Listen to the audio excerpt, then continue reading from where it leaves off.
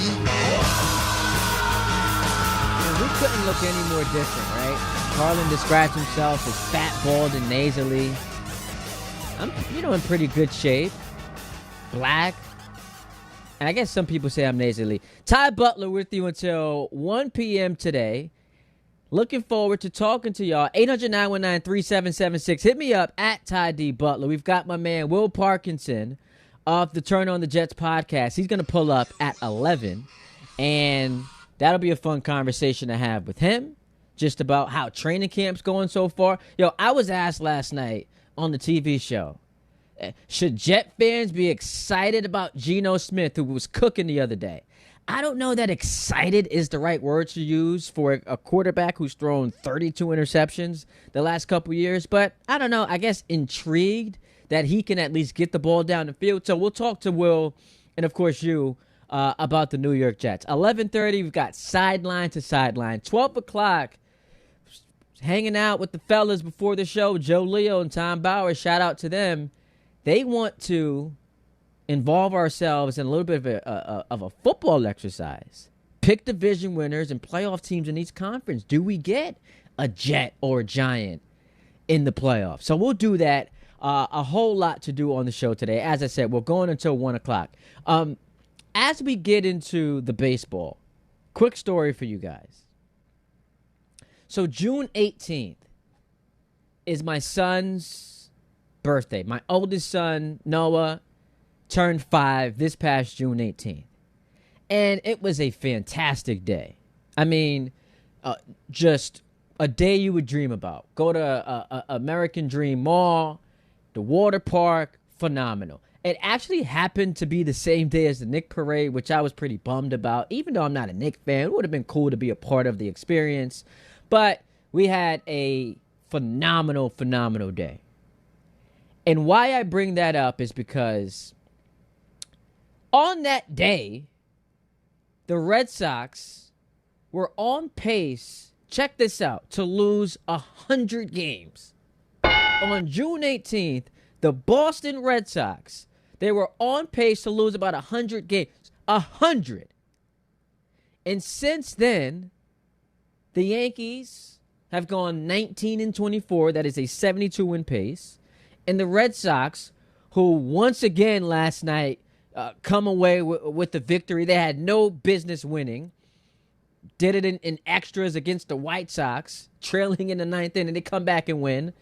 They have gone since June 18, 34-9. That's a 128-win pace. So juxtapose what we're seeing from the Red Sox with what we're watching with the Yankees, who fresh off of a day off, much needed, that bullpen getting taxed, back in action tonight against one of the best teams in baseball, the Atlanta Braves, who happen to also be one of the highest scoring offenses. So this should be a fun weekend. Juxtapose what we've seen from the Yankees with the Red Sox.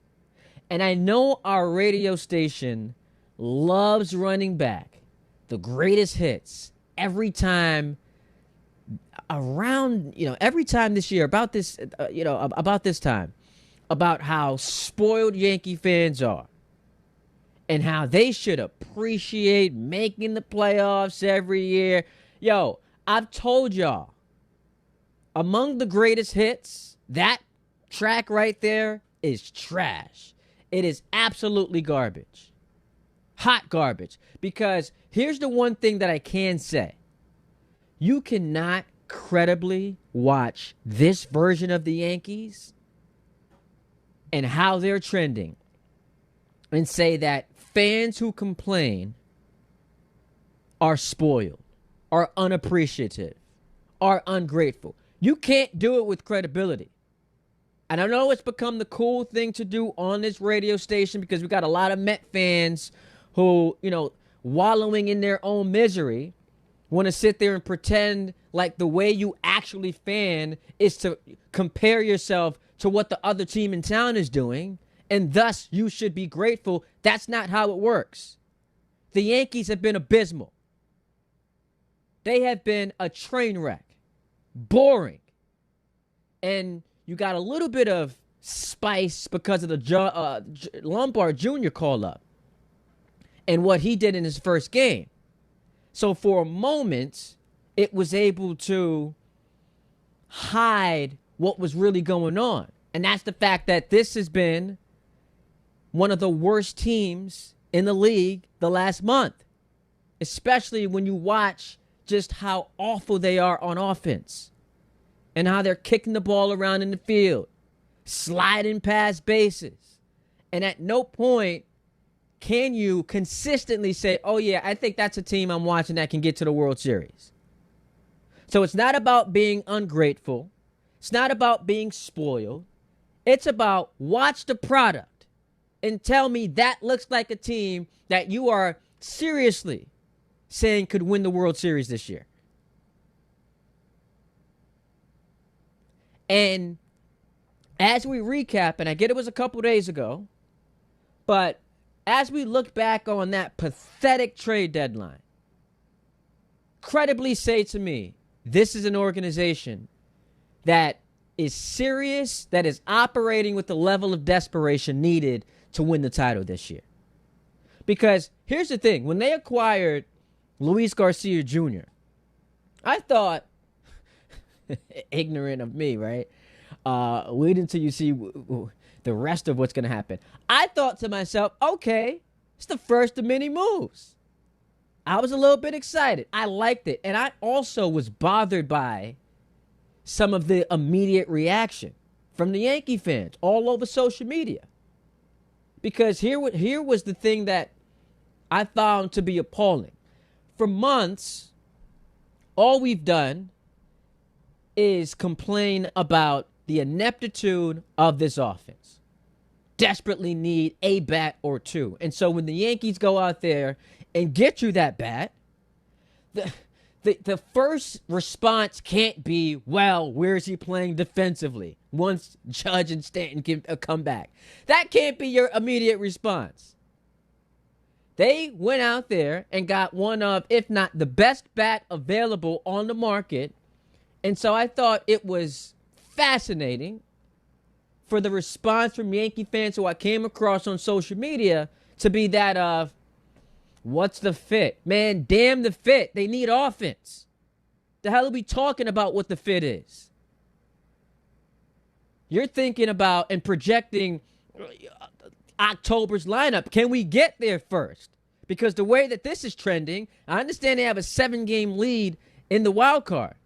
But if they can't score runs, we may not be talking postseason. I still think that is far less likely, considering the amount of space they have between them and I think it's the Rangers. But if we're going to spend all this time complaining about the offense, excuse me, they go out there and get a bat. You can't tell me, I'm getting emotional. You can't then tell me you're worried about where he's playing. But then when I saw this is all they're going to do, Helio Ramos, and they're calling up George Lombard Jr., that's it? I said, oh, hell no.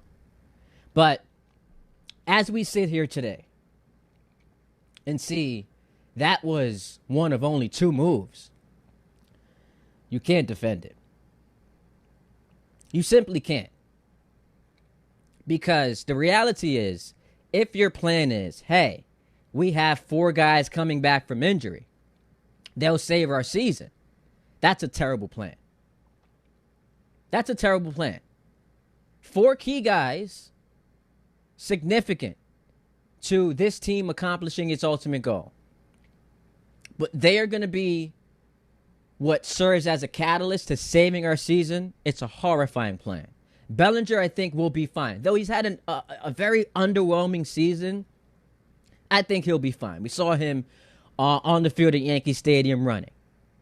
But, and I keep coming back to this, and I might be beating a dead horse. But, Judge hasn't played since May.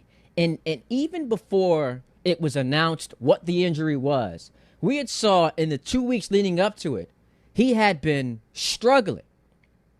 not just by Judge's MVP all-time great standards, but by the standards of a guy in your everyday lineup who you expect to put up good numbers. He was not performing well.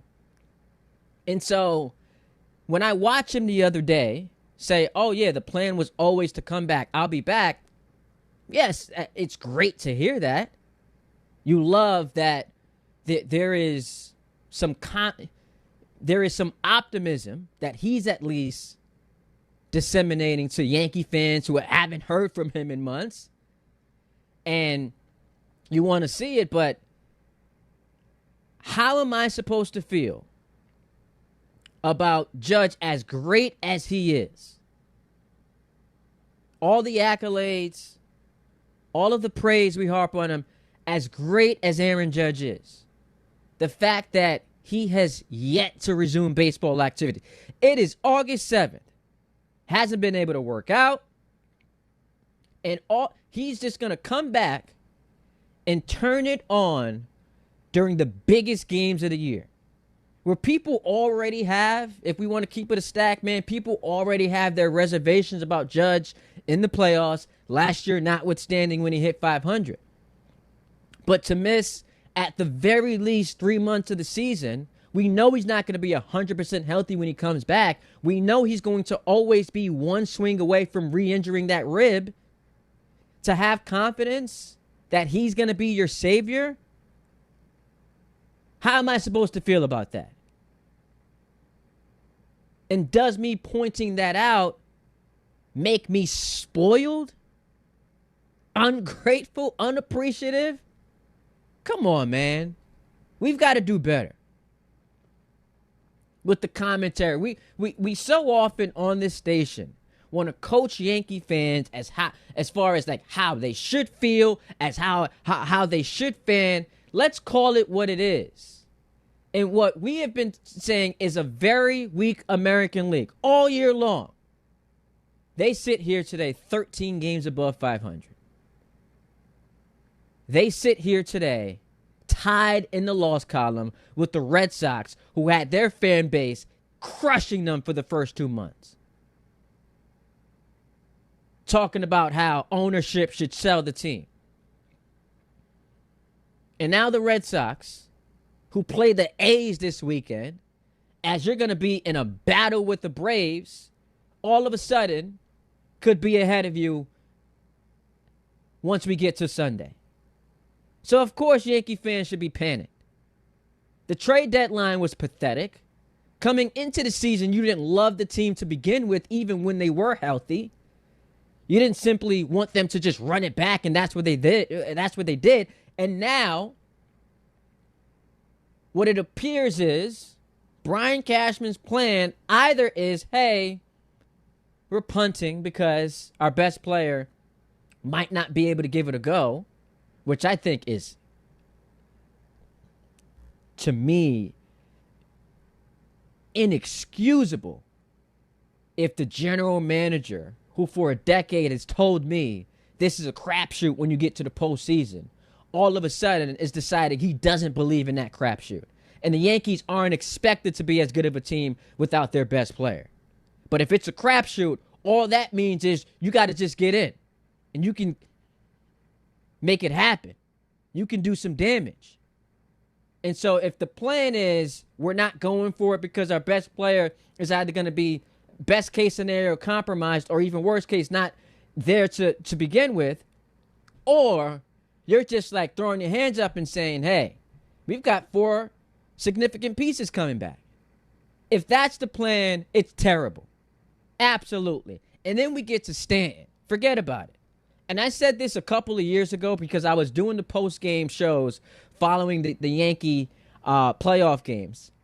And as Stanton was marching himself to being third all-time in Yankee postseason and home runs, I said, listen, I'm never going to complain again about this dude missing regular season time. As long as he shows up in October, he's good in my book. Well, the problem is, because they have been so devastated by injuries, they've needed him. He's not a luxury.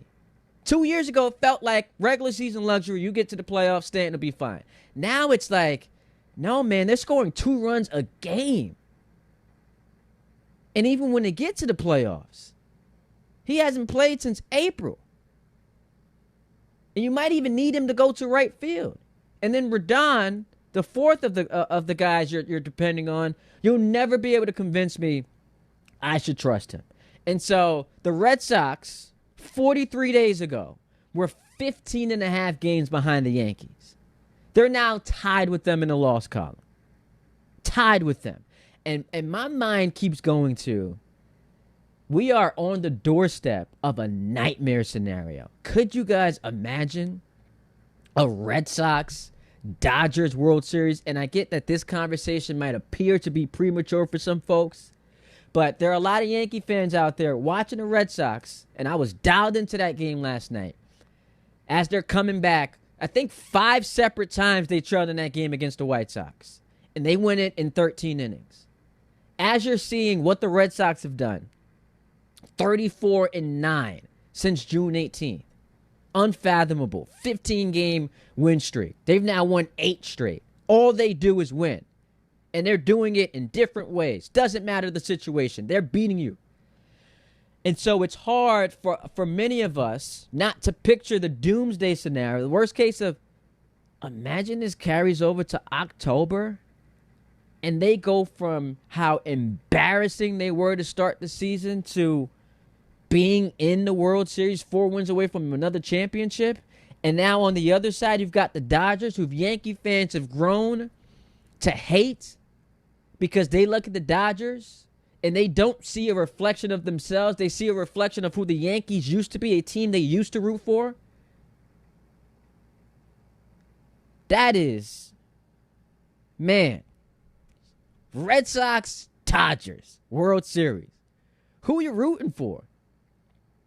Kind of reminds me, as a Jet fan, when back in 2007, it was Patriots-Giants. It's like, oh boy, what do I do here? And in 2007, I rooted for the Giants. But then we got to 2011, and I'm just like, bro, again? Again. I can't root for the Giants to win this again. And look, people will question my fandom. I already had Tom Bauer before the show call me a fraud as a Jet fan. How are you rooting for the Patriots? I didn't know what to do. There was no right answer. You got the Patriots and the Giants in the Super Bowl, and not just in the Super Bowl. I just watched the Giants do this same thing. They won already. They're in my backyard. I'm surrounded by a bunch of Giant fans. So the Jet fan in me is envious of what they've had. I don't want to see them win a Super Bowl again. Man, the Patriots, they haven't won in a decade. Let them win. But that's what it feels like we're trending toward. The worst case scenario.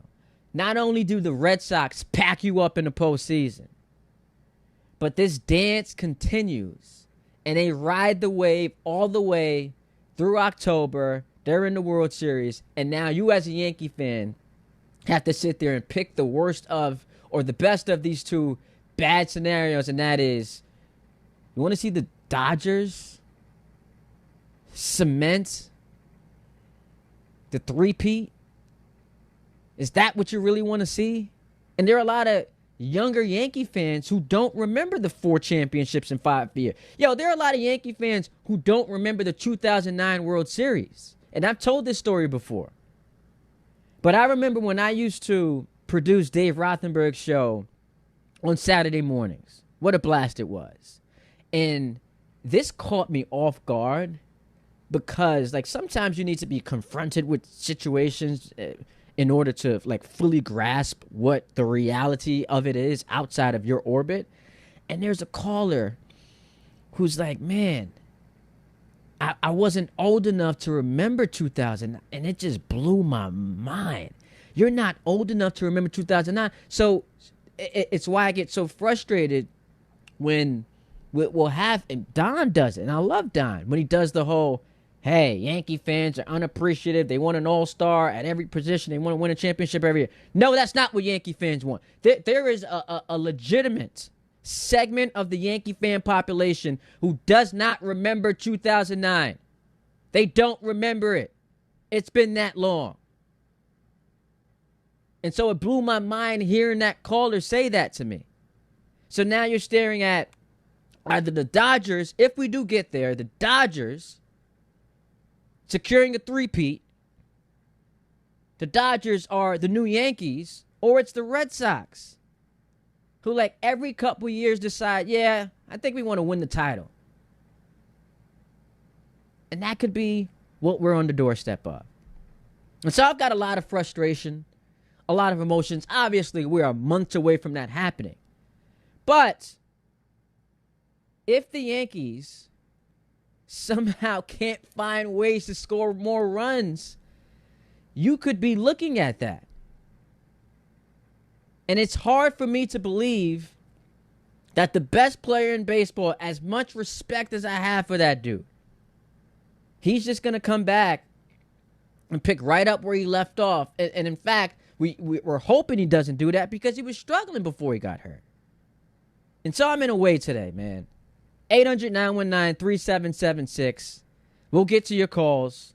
We, of course, got to get to the NFL. There was the Hall of Fame game last night that low-key surpassed expectations. All of a sudden, you look up and you're like, yo, these teams are just moving the ball down the field. Moving the ball down the field. So we'll get to football. Will Parkinson is going to join us at 11 a.m. to talk some Jets. We will be picking my guys Tom and Joe. Put me on to the exercise today. They said, you know what?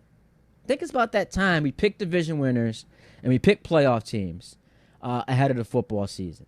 And so let's do that. Let's do that. We go till 1 o'clock. Ty Butler in for Chris Carlin today. 800-919-3776. It's at Ty D. Butler on Twitter and Instagram. We will hear from you next right here on ESPN New York and streaming live on YouTube. Law Bite Back. This is John D'Agostino from D'Agostino and Associates, and I know how a serious accident can change your life just like that. I'm Jenna D'Agostino, and I understand that with pain comes medical bills and time out of work. Let us get you justice. This is John Ryan, the closer. For over 35 years, our family has been getting accident victims every dollar they deserve. I started this firm for the injured so they can bite back against the insurance companies. Our legacy is to get you justice. Bite back.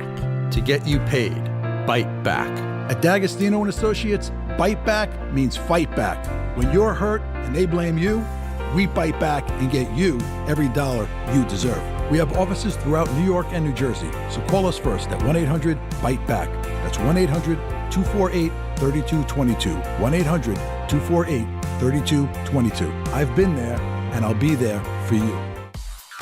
It's a tough ride at the Throgs Neck Bridge in both directions because of midday construction. Northbound Clearview is backed up all the way to 35th Avenue, and the Cross Island is slow northbound from Northern Boulevard up onto the Throgs Neck.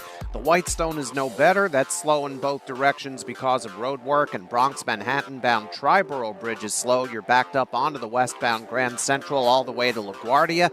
In the Bronx, northbound Deegan approaching Grand Concourse. More construction there has you backed up onto the Triborough Bridge. And coming into the city, the George Washington Bridge is about a 20-minute delay. That's because of midday construction on the span. I'm Adam Walski for 880 ESPN New York. At City Harvest, we believe no New Yorker has to go hungry. With your help, we're on the road 365 days a year, rescuing over 77 million pounds of nutritious food and delivering it free to millions of New Yorkers, transforming surplus food into sustenance, sustainability, and smiles, rallying thousands of New Yorkers to power a network of nourishment across our city. One day, one meal, and one New Yorker at a time. That's how we feed good. Donate at cityharvest.org. Whoever said fork in the road must have been hungry for the Sorrento and Sorrento Turbo Hybrid. Their 3-row seating and 10-year, 100,000-mile limited powertrain warranty. With a capable Sorrento and Sorrento Turbo Hybrid, every way forward is the right way. Visit your local Kia dealer today. Kia, movement that inspires. Call 800-333-4KIA for details. Drive safely. See retailer for warranty details. Monkey Sports, built by players for players, is your one-stop shop for hockey, baseball, lacrosse, and more. Find top-name equipment and expert in-store services like sharpening, break-ins, and relacing. Shop in-store at Monkey Sports in Farmingdale or Woodbridge or online for all the top brands. Whatever your sports, Monkey Sports gets you game ready fast. Monkey Sports, where athletes shop. Hey, let me ask you something. Would you seat your 3-year-old child on a windowsill? Would you seat them beside a lit fireplace or by the deep end of a pool? One last question. Would you seat your child in a car seat that's not correct for them? Car crashes are a leading killer of children ages 1 to 13. Secure their future. Seat them in the correct car seat. For more information, visit safercar.gov/the-right-seat. Sponsored by the New York State Governor's Traffic Safety Committee. Are you ready to make a difference for the environment while helping the visually impaired at the same time? Then donate your vehicle to Heritage for the Blind today by calling 1-800-983-6530. Every donated vehicle will either be properly recycled in an eco-friendly manner or given a new life through reuse. Donating your vehicle is easy. Simply call 1-800-983-6530 and Heritage for the Blind will do the rest. They'll even arrange for your vehicle to be picked up at no cost to you. And for a limited time, when you donate your car, you'll receive a $200 restaurant voucher and a 2-night, 3-day hotel stay at one of 50 locations. Call 1-800-983-6530 right now to schedule your vehicle donation and make a positive impact on the environment while helping others. Heritage for the Blind, where every car donation counts and every person makes a difference. Call 1-800-983-6530 now. This advertisement is paid for by Heritage for the Blind.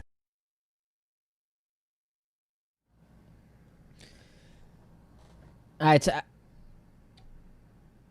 Ty Butler, we go till 1 o'clock. Now, before we get to the phone calls at 800-919-3776, Joe, Tom, it got a little dicey there for your boy last segment. Were you guys nervous at all?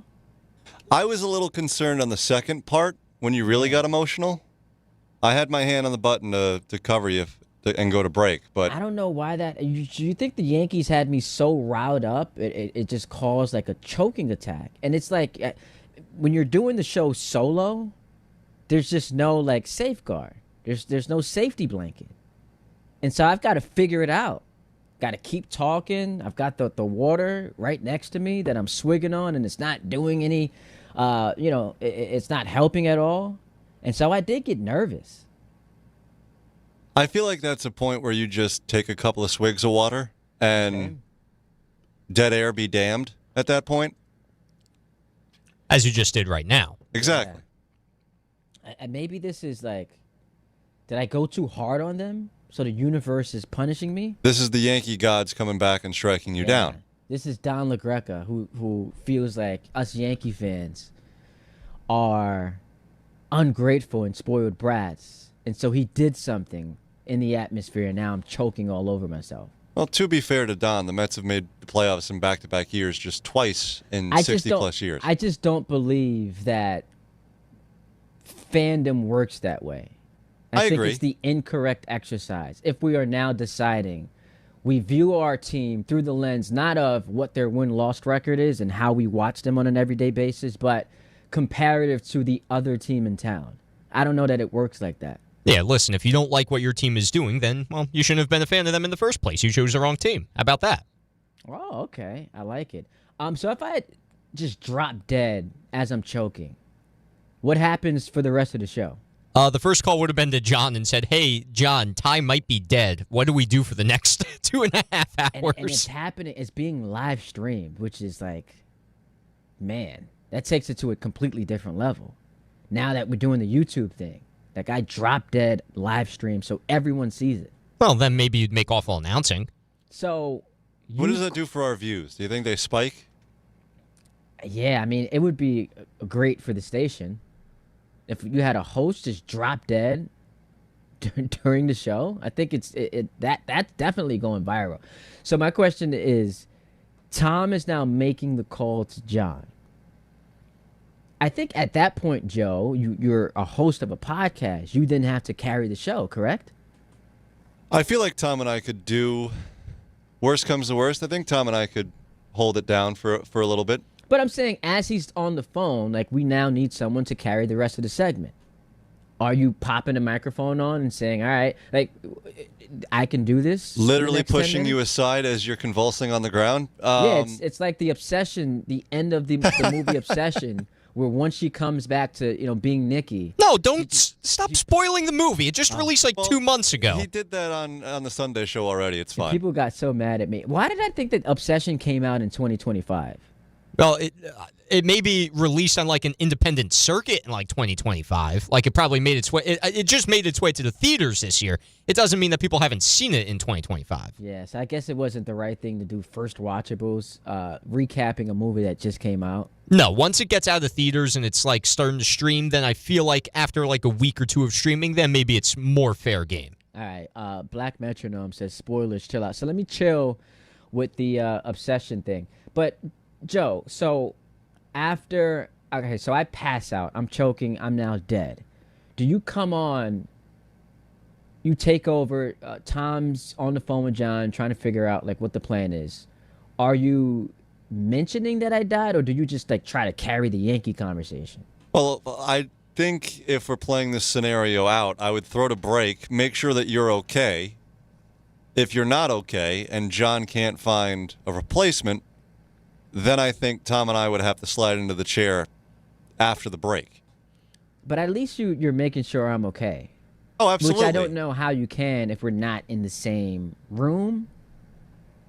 How do you make sure I'm okay if I'm literally on the ground? Well, listen, there's this such thing as emergency contacts. There's also a thing as like a wellness check. So I think if we assess the situation and it's not much of an emergency, then I feel like we can make a couple of phone calls. Like I'll be on the phone with John. Joe will be on the phone with the paramedics, and we'll take it away from here. We'll be in break for a while, and then whatever happens after that is not my decision.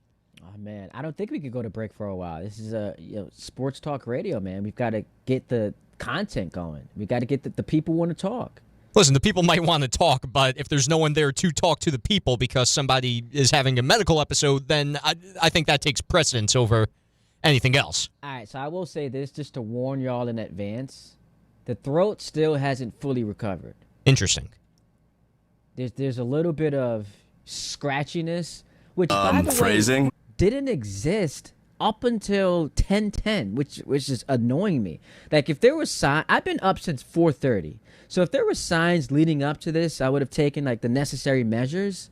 But the fact that this just like smacks me in the face as I'm ranting about the Yankees bothers me to no end. And so, look, just be on guard. Do you feel like medication could be involved at some point? Do you need an emergency wellness kit that Michael has been promoting? The explosive diarrhea, I don't think that traveler's diarrhea. Yeah, I don't think that pertains to what I'm going through here. Your throat's on fire. Yeah, my throat is taking a beating right now. So here's the thing. Phrasing. Here's the thing, and yeah, no Diddy. Just be ready. Be ready with takes, because if this vocal box takes any more punishment, y'all might be summoned up. Like it's like Kodai Senga. All of a sudden, he's getting called out the bullpen and he looks good. You might be summoned to finish. I think the show. I'd do a better job than Kodai Senga has this year. Kodai Senga overall this year has been a disaster. But his last couple of outings in relief, he's been pretty good. Fastball's up there to 98, I believe. Looks pretty good. Have the takes ready. Football, MLB. If you want to weigh in on what Pablo Torre released last night about the Kawhi Leonard investigation, Joe and Tom have the takes ready. Because I might not make it till 1 p.m. No. You're going to first of all, don't say that. You're going to make it through 1 p.m. You need to be a lot more confident in yourself. You're a professional. Push through it. Let's go. I am going to push through it. What I'm saying is just be ready if it's go time. Listen, we'll be ready back here. We're always prepared. You remember the 2014 finals where LeBron goes out with the cramps in Game 1 in San Antonio because the AC wasn't working? Cramps and death are two different things here. All right, man. Just be ready. Be ready when your number's called on. 800-919-3776. Batting leadoff today on Carlin. Ty Butler filling in for Chris Carlin is Ian. He calls us from Asbury. What's up, Ian? Good morning, sir. Hey, what's going on, Ty? How we doing? Hope you make it through this thing, man. I think you're going to do great. I appreciate the confidence, All my right, G. so I'm going to preface my point with this. Everything you're saying about the Yankees, I think, is valid. They're playing poorly. I think the trade deadline was subpar. But I am usually the voice of reason in my Yankees group chat, so I'm going to hit you with, everything you said, I think is relatively accurate. You have to acknowledge that come September, we're going to have 7 different people back on our roster or on our roster with the trades in Garcia, Lombard, Ramos, and then Judge, Stanton, Belly, Max Fried, and I'll throw Rodon out because I kind of agree with you. I don't trust him. So 7 people of the roster, you got to realize that, hey, the last 2 months that didn't have those guys and played poorly, that you should be a little bit hopeful and expect that we're going to have better and different results come the time where obviously it matters. And if that isn't enough, and you're going to say that, yeah, how do you really know that, being that the last history of the last couple of months has been poor, is every year we end up righting the ship at the end of the season. So, listen, you can't predict it, but with 7 new different people on the roster, I feel like you got to have a little bit of optimism with a little bit of glass half full. So, Ian, I agree with you that when it comes to the volume of the change, you are 100% correct. My question goes back to how confident, and keep Ian on because I want to hear his thoughts on this because he's the optimistic guy. And I could use some optimism. How confident are you that Aaron Judge, who we would all agree is either the first or second best player in baseball, clearly the most valuable player on this team, how confident are you in his ability not to just come back? Because that's the first step, right? Him coming back is one thing. Him being able to maintain being who he is when he comes back, and hopefully that's still apex Aaron Judge for 2 months, I just have major questions about that, given this is an injury that's knocked him out for 3 months.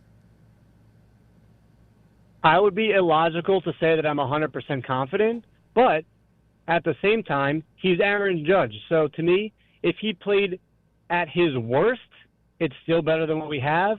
And also, with him being in the lineup, it protects the people around him, which I expect them to then be a little bit better. So I'm not 100% confident that he's going to be himself, but he's going to be a lot better than what we have right now. You think? So I'll take that. You think, and I appreciate the call, Ian. We also have to, and again, I appreciate the call, feels unfair, I guess, coming off of what we saw a year ago. But we do have to account for, even when Judge has been 100% healthy, it's not like we haven't had our reservations about him when it comes to his ability to deliver in the biggest moments in the postseason. Again, that is last year notwithstanding where he hit 500. But that has at least been something we've been concerned about. And so there are a couple of marks to clear. It's coming back from the injury. It's also, can he maintain, once he is great, can he maintain that? And then it's, all right, we've seen him struggle in the postseason. Is last year the foreshadowing of things to come, or was that the aberration? And, for us Yankee fans, we're hoping, and it's more than hope, there has to be, confidence because he's Aaron Judge. It's more than an aberration. It's the foreshadowing of things to come, but that remains to be seen. Let's go to Javier in Queens. My guy, Javi. What's up, baby? What's going on, Ty, man? Shout out to Tom Bauer and the great Joe Leo. So listen, I got to air out 2 callers before I start talking some Yanks with you. I think Dave from Elizabeth calls into Carlin every day, and I got to tell you, this man said that not only did he say that Carmelo Anthony was a better offensive player than LeBron James, but he said that he would take Carmelo Anthony over LeBron James. So when he calls today, I know how you feel. And you know me, my GOAT talk, LeBron is not my GOAT, but I don't disrespect LeBron like that. That was blasphemous, if I want to quote the great Stephen A. Javier, that's just something. Honestly, that is just something that is so ridiculous. I won't even entertain it. That's something that I can't even entertain at all. It's so insane. We should just ignore it. I have a feeling he would never say that to you. I think he gave that softball to Carlin, and Carlin didn't want anything to do with it. But I could not believe someone would say that. And, embarrassing. Yeah. The second caller, Subi from Midtown's trying to take credit for City of God. When you see that movie this weekend, Ty, remember I recommended City of God for you, okay? You did. Okay. And that's right, by the way, fresh off of your little let's call it Rikers Island stint, because you recommended one of the worst movies I've ever seen CB4. And so we had to, for a moment, suspend your ability to give recommendations. But we came back to you, and Harvey was doing the morning show today. So for those of you who don't know, the Ty Butler Show, every Sunday, 8 to noon, we do a first watchable segment, a movie we've never seen before. We break it down at 10:30. Neither Harvey nor I have seen City of God yet. And so that will either happen for me right after the show today or tomorrow morning. We shall see. I'll be waiting with bated breath for that review. And I recommended True Romance after CB4. So I'm not that bad, Ty. I'm not as bad as Victory, all right? That was terrible. But listen, with the Yanks, all right, who would have thought that firing Alex Cora was the solution for the Red Sox? Everyone loved that coach and thought he was the bee's knees. Like the Mets should have got him immediately. And look how the Red Sox have turned. I cannot believe it. And my thing with the Yankees, as I've been listen, for the Yankees to be ultimately successful, their starters have to throw a shutout every single night. And Aaron Judge, when he gets back, he's got to hit a home run every other at bat. And those expectations are so high. That's why I'm down on the team. They'll make the playoffs, but they cannot exceed expectations with what they got going on right now. There's just no way. I'm sorry to pour water on that last caller and trying to be optimistic, but let's keep it 100.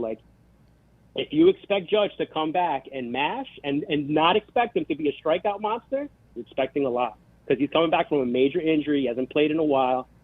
Oh, man, this is bad. Ty, I remember being on with you and Dave when they traded for Stanton, and I was the last caller. I was full of glee. I said the home run derby would no longer be at the All-Star game. It would be at Yankee Stadium every year, and it just never came to fruition. I don't know. I was in the Lombard game, so at least that was exciting. But listen, Javier, I appreciate the call. So I think the point that you just made about Alex Cora is so instructive, because here is an example of a manager who many people think is excellent, right? And also is a champion. Won a World Series with the Red Sox back in 2018. They won 108 games that year. It was a tremendous season from top to bottom. And yet, we saw that it was just not vibing anymore. Like that the relationship had gotten to a point where the Red Sox front office decided, this is no longer working. So that is an example, and the Yankees maybe need to learn this. Two things can be true. You can have had success with the organization. You can have won a championship with the organization. But you get to a point, and obviously the Yankees have never been as bad as what the Red Sox were prior to this turnaround. But you can get to a point where you decide, as the front office or as ownership, hey, we need a little bit of a change, just to spark things. Need a fresh voice, and that's why I get so annoyed with the whole Brian Cashman would be hired in 5 minutes. Great for Brian Cashman. I love that for him. Doesn't mean he just gets to have a job for life. Sometimes you need a fresh voice. Sometimes you need to shake things up. Which is why I laughed so much when I heard, once the Knicks won the championship, it was well, do you think this puts more pressure on the Yankees? Well, first of all, what level of pressure would you say is on the Yankees to win the title? Every year it's a 10 out of 10. So there's no more pressure. It doesn't get any higher than that. But if we want to play that game, where's the pressure coming from? Clearly the fan base and how they feel doesn't matter. Because Boone would have been packed up a minute ago. Same with Cashman. But as long as you have a general manager who doesn't, I don't want to say doesn't have an incentive because it's his job, for the team to win, but is not feeling his seat getting a little hot, why should he have to act with desperation at a trade deadline? Why should he ever have to go all in?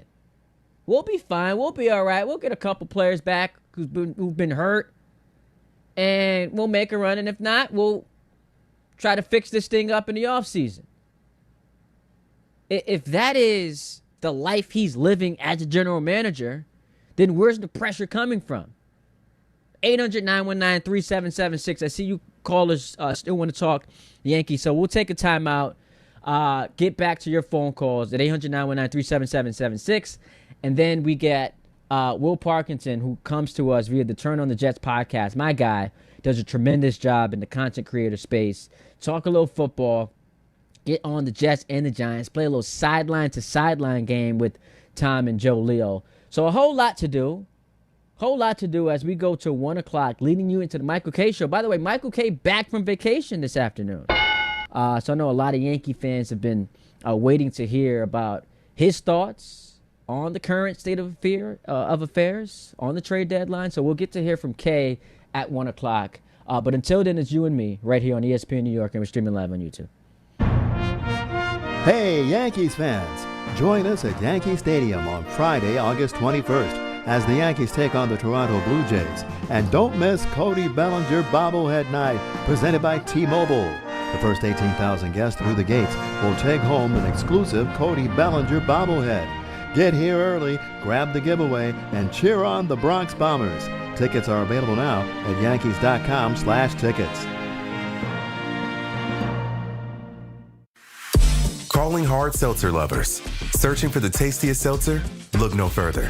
Neutral Vodka Seltzer is absolutely delicious. Made with real vodka and real juice, Neutral keeps it tasty with every sip. With flavors like peach, orange, strawberry, and pineapple, there's something for everyone. Neutral. Keep it tasty. Enjoy responsibly. Copyright 2026 Anheuser-Busch. Neutral flavored vodka and carbonation. 4.5% alcohol by volume. St. Louis, Missouri.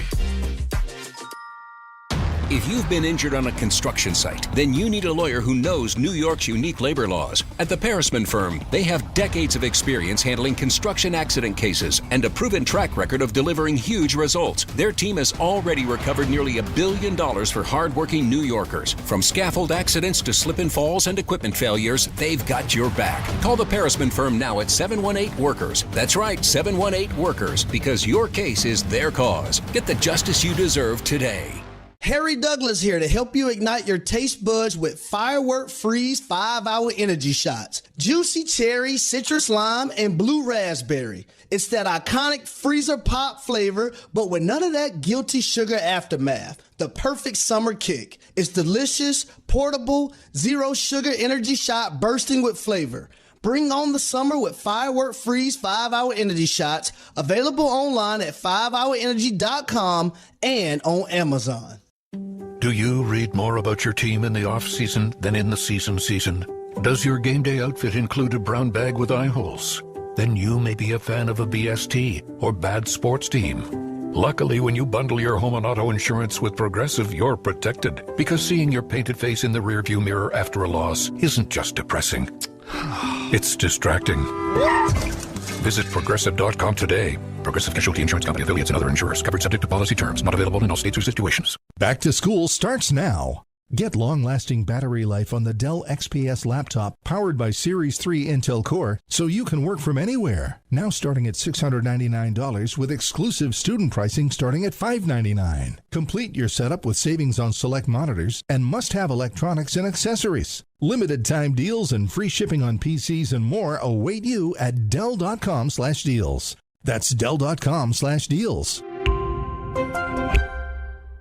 Big color, bigger savings. Sherwin-Williams Super Sale is here. Get 40% off paints and stains August 7th through the 13th with prices starting at $30.89. Whether you're refreshing your interior or exterior, we've got the colors to bring your vision to life. And with delivery, getting everything to your door is easier than ever. Shop online to have it delivered or visit your neighborhood Sherwin-Williams store. Retail sales only. Some exclusions apply. See store for details. Delivery available on qualifying orders. Congratulations, New York. The Knicks did it. Through battle after battle, they dominated to become this year's NBA champions. Day in and day out, the hard work paid off, and you were there every step of the way. Enjoy the crown. Own it, because this year is your year. A part of your legacy that will never be forgotten. So celebrate this moment, show your pride, and shop the largest selection of official NBA gear at NBAstore.com. A Fanatics experience. All right, so Tom, Joe, you know what the unintended benefit of this coughing situation for me is? What's that? Yo, by 1 o'clock, by the time we're done with this show, I will be, at the very least, a gallon of water in.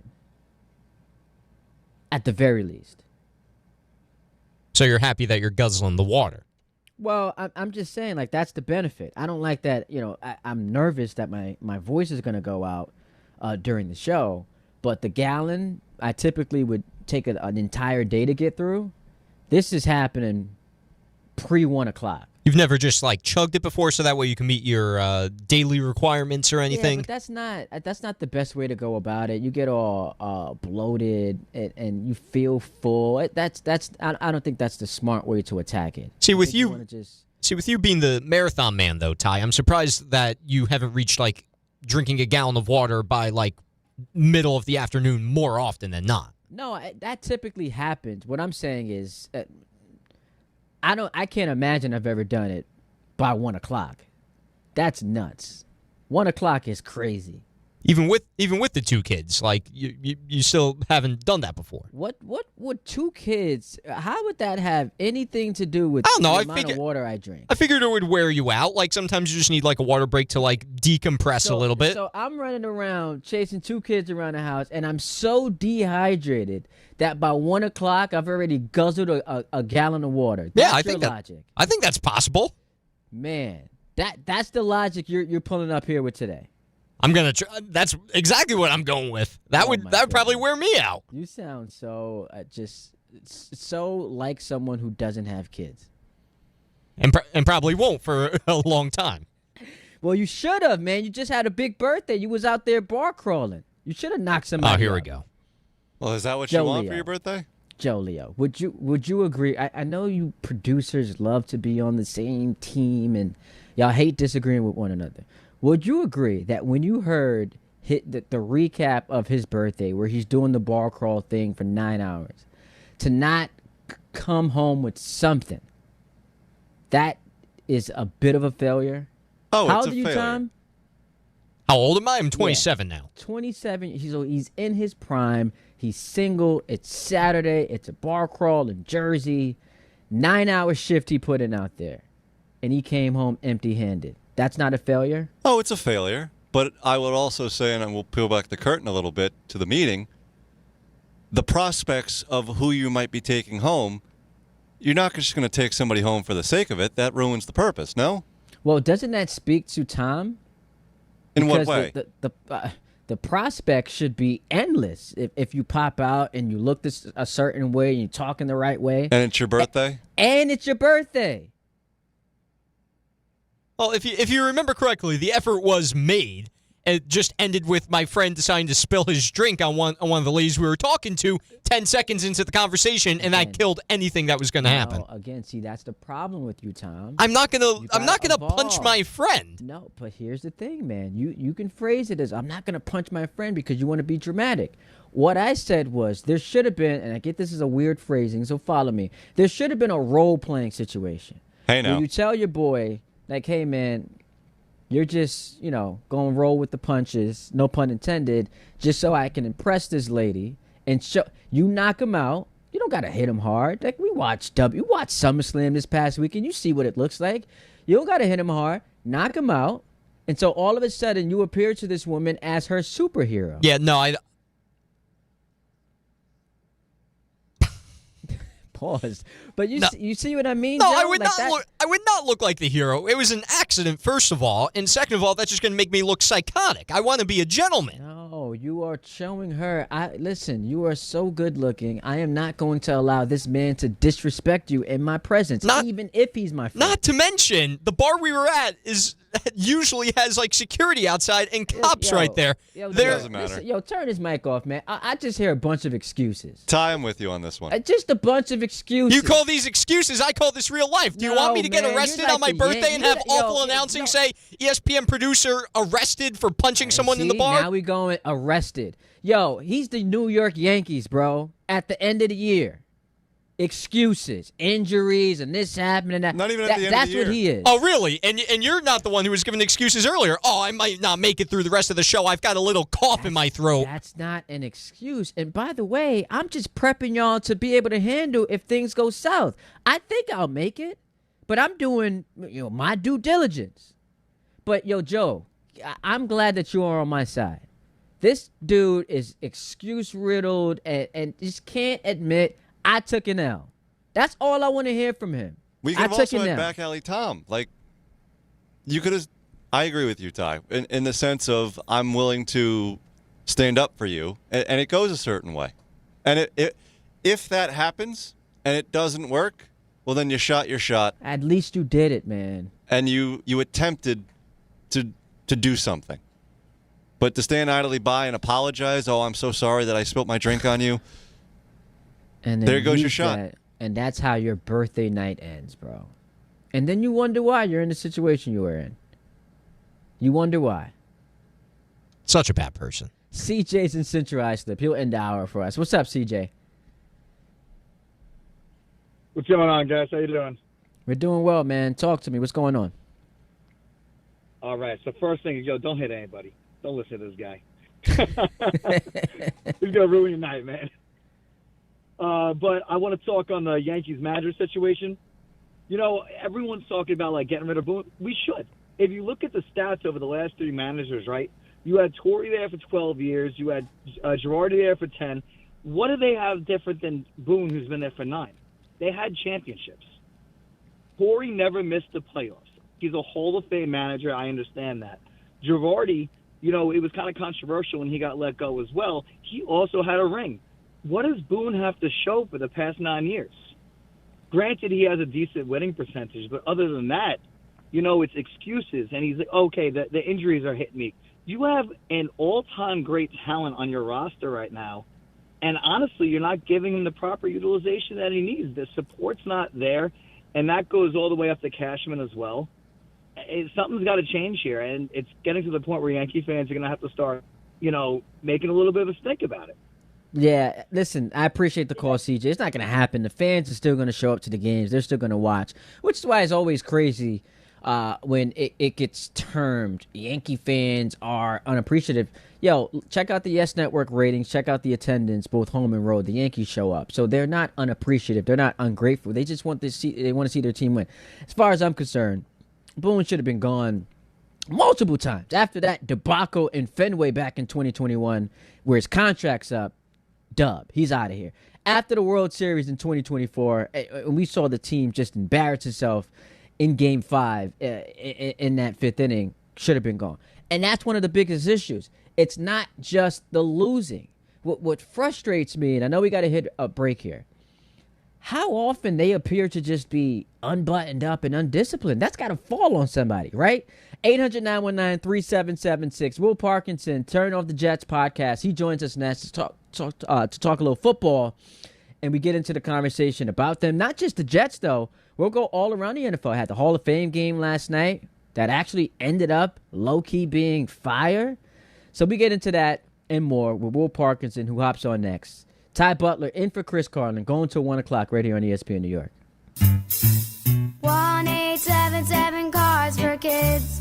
KARS Cards for Kids. Ready to get rid of that old car? Donate it to Cars for Kids. Call 877-CARS for Kids to reach a friendly live agent. Donation is super easy, and your car can be picked up as soon as tomorrow. Call us now or go to carsforkids.org. 1-877-CARS for Kids. Donate your car today. Did you know you can donate real estate too? ESPN New York is your home for the world champion New York Knicks. WHSQ and WCBS FM HD2, New York. There are a million reasons to love New York. Making your budget stretch isn't one of them. According to an independent study, Amazon prices average 14% lower than other retailers. Get food, fashion, furniture, and more shipped straight to your building. Plus, another study found Amazon Prescription Pass customers pay nearly 1/3 less out of pocket. Learn more at aboutamazon.com. Long Island is more exciting than ever at Jake's 58 Casino Hotel. This August, don't miss the Big 5 spin-off and your chance to win your share of $55,550. Be here on Friday, August 7th and 28th from 3 to 7 p.m. when one lucky winner will be drawn every hour to select 4 balls from the lottery drum to win up to $5,555 cash. Don't miss the Big 5 spin-off where Long Island wins at Jake's 58 Casino Hotel. If gambling is a problem for you or someone you care about, please call the 24-hour toll-free helpline at 1-877-8-HOPE-NY or text HOPE-NY. I'm David Ortiz. When I lost my mom, she was only 46, and I lost my dad to cancer. It was the worst pain I ever felt. It made me think, what will happen with the people I love when my time is up? That's why I have life insurance. Ethos makes it easy. It's all online, take about 10 minutes, and you can get up to $3 million in coverage. Get your free quote at ethos.com/game. That's ethos.com/game. Paid testimonial. Time spent on application may vary. Online health questions required. In sports, the tape never tells the whole story. Hiring is no different.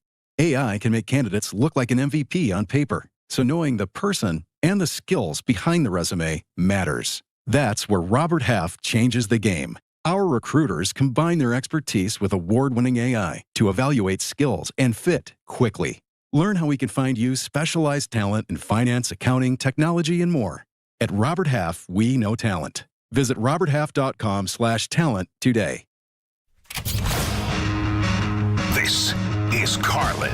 You know I am not that bright. On ESPN New York. Fat, bald, nasally, I got it. And streaming live on YouTube. You're welcome. Oh, let's do it, baby. 1 hour down, 2 more to play with on this Friday. In New York City, Ty Butler with you at Ty D. Butler, where you can find me on Twitter and Instagram. And we bring on one of my guys, one of my favorites in the content creator space doing this thing. Will Parkinson comes to us via the Turn on the Jets podcast. What's up, Will? It's been a minute. How you doing, my man?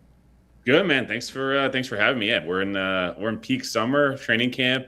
Baseball. We're back in a good spot. So appreciate you having me on. Yeah, absolutely. So before we get to the Jets, I know you are a Yankee fan. I see you frustrated on Twitter. Just give me your Yankee take. Yeah, right now the Yankee take is they kind of did exactly what we thought, right? I mean, other than getting Lombard coming up, which is awesome, and Jones starting to hit a little bit. They did we're getting all these guys back from injury, so that's our trade deadline. Look, they made some nice moves. They're kind of just building a team of like a lot of pieces and hoping they'll be able to figure it out, which is an interesting take. I still don't understand not having a right-handed catcher that's a major league level player, but and another bullpen piece. But look, if they're healthy, they'll be in the World Series, and if they're not, they're one of the worst hitting teams in the league without Judge and Stanton and Bellinger in there. It's so frustrating, man. So I was listening to our morning show, DiPietro and Rothenberg, and Jordan Renan was filling in for Rick today, and they broached what I thought was a fascinating conversation about the Jets. And it's one of those scenarios that, you just toss around in light of what's happening with Baker Mayfield and, his public let's call it frustration with what's happened with the negotiations between him and the Bucks. And so you naturally will look at the Jets as a possible landing spot. What would you rather do if you're the Jet, if you are running the Jets? Yeah. Sign Baker Mayfield and it's just money, or trade all 3 of your first round picks to get your quarterback in this upcoming draft? Oh, man.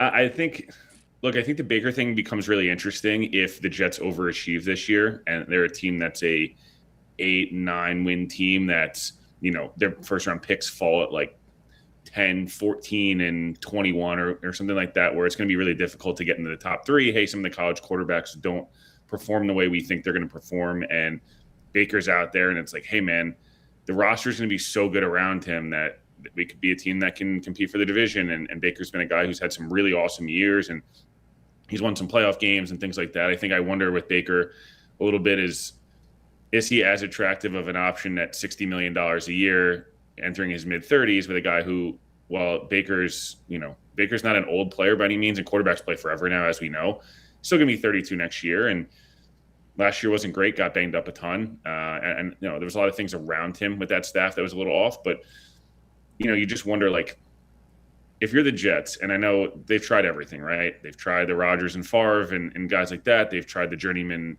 former first overall picks like Vinny. They've had their own guys in Chad and Sanchez. They've had their own bust, obviously, in Zach. And we know how we feel about Darnold. But the reason I say that is, like, they've tried everything. I'm not sure they've really ever tried the Pro Bowl level 31-year-old in at least recent, vintage, the guy that's actually legitimately a good quarterback, but not quite the superstar level. Yeah. So I think it's an appealing option. My only hesitation would be, like, at that point, if you have a rookie quarterback and he's your own, and the roster at this point will now have another 2 first-round picks to add to it. It would have a second-round pick, third-round pick, $200 million in cap space. Like, that part's pretty appealing to have in a 3 or 4 year window. I also think who the coach is and different things like that would change maybe how you would approach that type of situation. Yeah. So one of the reasons why we can say that they haven't tried, like, getting a guy who's 31 years old, who's, I think, clearly one of the 10 to 12 best quarterbacks in football, is because rarely they become available, right? Like, typically, they're never available. Yeah, like, typically it's an aging guy. You brought up Favre, and he's done with Green Bay, same with Rodgers. The Stafford situation was pretty remarkable because it was, best for both sides to get out of the business of the quarterback that they had with Goff and Stafford.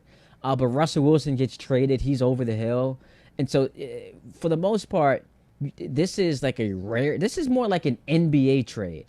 But yeah, I'm with you, man. Like, I would rather, obviously, ideally, I would rather build through the draft, have 3 first-round picks, and hit on all of them. The way we feel about Bailey, Sadiq, and Omar Cooper, like, having that in addition to 3 more first-round picks and 1 is your quarterback, that's the ideal scenario.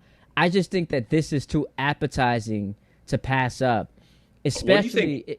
What do you think Baker would cost? That would be my question. Like, because if you have to trade for him, right? They franchise him, you have to trade for him. Like, you're not giving up 2 first-round picks. No, you're definitely. Is it a 1 and a third? Is it a 2 and a 2 in next year and a 1 the following year? Like, that's more appetizing to me because then you could have 3 first-round picks and add Baker. And now you're like, whoa, this is a totally different conversation where you just wonder, like, what's his value? Because, again, you mentioned being a top 10 or 12 guy. I think he is. But, again, he's a guy who's an undersized quarterback that's dealt with some injuries in the past. He had the shoulder stuff, he had the elbow stuff last year. How's he going to age? I'm not saying he's old by any means, but you just wonder how someone like that's going to age in, the next 4 or 5 years of a deal. Like, Kirk Cousins is really only a guy that we've seen, like, hit the market like that. Dak hit the market, but Dallas was never going to let him go. So it's a weird one. I agree with you. It's definitely appealing because that doesn't happen often where we get a 31-year-old consistent 4,000-yard, 30 touchdown guy available, and let alone the Jets be in a position where they actually make sense as a destination potentially for someone like that. I guess, and we can move on from this, but I guess I get so annoyed. Like, on my show this past Sunday, there was a Jet fan who had, the audacity to call up, and here's the reason why he doesn't want Baker. And we're talking to Will Parkinson, Turn on the Jets podcast. The reason why he doesn't want Baker is because I can't see us winning a Super Bowl with him. And I'm just like, bro, are you serious? There are certain teams, there are certain fans that when questioning if this is the right quarterback can ask themselves, all right, are we in the winning the Super Bowl window right now? The Jets are not there, bro. We're just trying to get to relevancy. We're just trying to make the play. How about having a season where you finish above 500? How about getting to December? And I know we all make this joke, but when CBS, ESPN, Fox is doing a game in the hunt, that you see the Jet logo. How about we get there first before we start talking about can he win us a Super Bowl? Yeah, and so I agree. that's where I stand on this thing. If it does, I still don't think it's going to happen. But if it does present itself, yeah, I'd be all over it if I'm the Jets. Yeah, 1,000%. I think there's different moves you make, right? We saw what the Knicks went through. And again, the Knicks are not the perfect example because Jalen Brunson had to become a player that, as much as you saw flashes of in Dallas, let's be honest, we didn't think he was going to be a top 5 player in the league. I think anyone was like, hey, he could take this step to the next level, and he's such an efficient scorer and all these different things. But yeah, look, I think this is the Rodgers-Derek Carr conversation from a few years ago. Derek Carr was an abomination in New Orleans as well. And, there's a lot that comes with Derek Carr. And there's a good thing it didn't end up working out here with the Jets, and he ended up coming here. But the Jets went for the kill shot with Rodgers, and we'll never know if it'll work. It'll always be one of the biggest what ifs. Who knows? That team probably ends up winning 10 games and gets bounced in the divisional round. But to your point, what if, we've talked about this with the coaching staff as well. The Jets need their, hey, we made a wild card round. We got back to relevancy. We stabilized. There's a lot less pressure on us now. And there's actual expectation. And they've done a really good job this offseason of bringing in guys. Garrett Wilson talked about it last week, of bringing in veterans who have not been a part of losing here. You have to change the narrative around the organization, not just, let's be honest, as much as we get paid to talk about the Jets and all these different teams, and it's great. None of that stuff matters. It matters in that locker room if those guys have belief, and you have belief when you have a quarterback you think can help you, right? That's why it was so frustrating with the Jets in 22 and 23, where you felt like, specifically 22, where that roster was really good. They start off the year 6-3, 7-4, but the quarterback play was so bad that they're wearing Mike White t-shirts because they need something to believe in, because Zach was an abomination, right? So, yeah, I agree with you. I think getting back to relevancy and being a stabilizing force, especially from a coaching perspective, that's where you want to be. GMs are always going to take their shot to try to get their guy. That's their Allen, Lamar, Burrow, Mahomes. They're always going to do that, right? But there's nothing wrong with also the Jets trying to achieve being a normal, solid, good organization that's in and around the playoffs every single year. And maybe they get hot one year and they can make a Super Bowl. You want to at least get to that. Other than they've won more than 7 games, Ty, since 2015, right? Yeah. This has been a long time now. Yo, and honestly, so for a while, similar to how in the NBA, because you brought up the Knicks, it was, if you don't have one of the greatest players of all time, you're not winning a championship. And then we see Brunson, who, yes, is a top 5 player in basketball, but he's not, one of the all-time greats. And so that kind of changes the narrative about how you construct the team, similar to in football. It's if you don't have Mahomes, an all-time great quarterback, you're not winning a Super Bowl. And then we see Sam Darnold. So it kind of gives you a little bit of hope that if you have the right infrastructure, and we saw the Seahawks on both sides of the ball, man, the way they draft, they're loaded. Yeah. Sam, yes, deserves a lot of credit, but it's not like he's one of the best quarterbacks in the league. It's similar to what the Lions have tried to do the last couple of years with Jared Goff, and I get he's a former number 1 overall pick, Sam number 3. But it's almost like you don't necessarily need that. The Niners are doing that with Brock Purdy.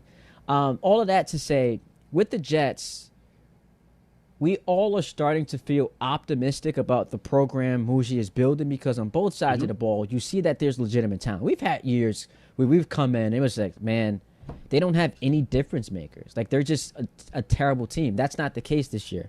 So it all comes down to the head coach. Do you think Aaron Glenn is going to prove to be a legitimately good head coach, or is this going to be, that's it, he's done after this year?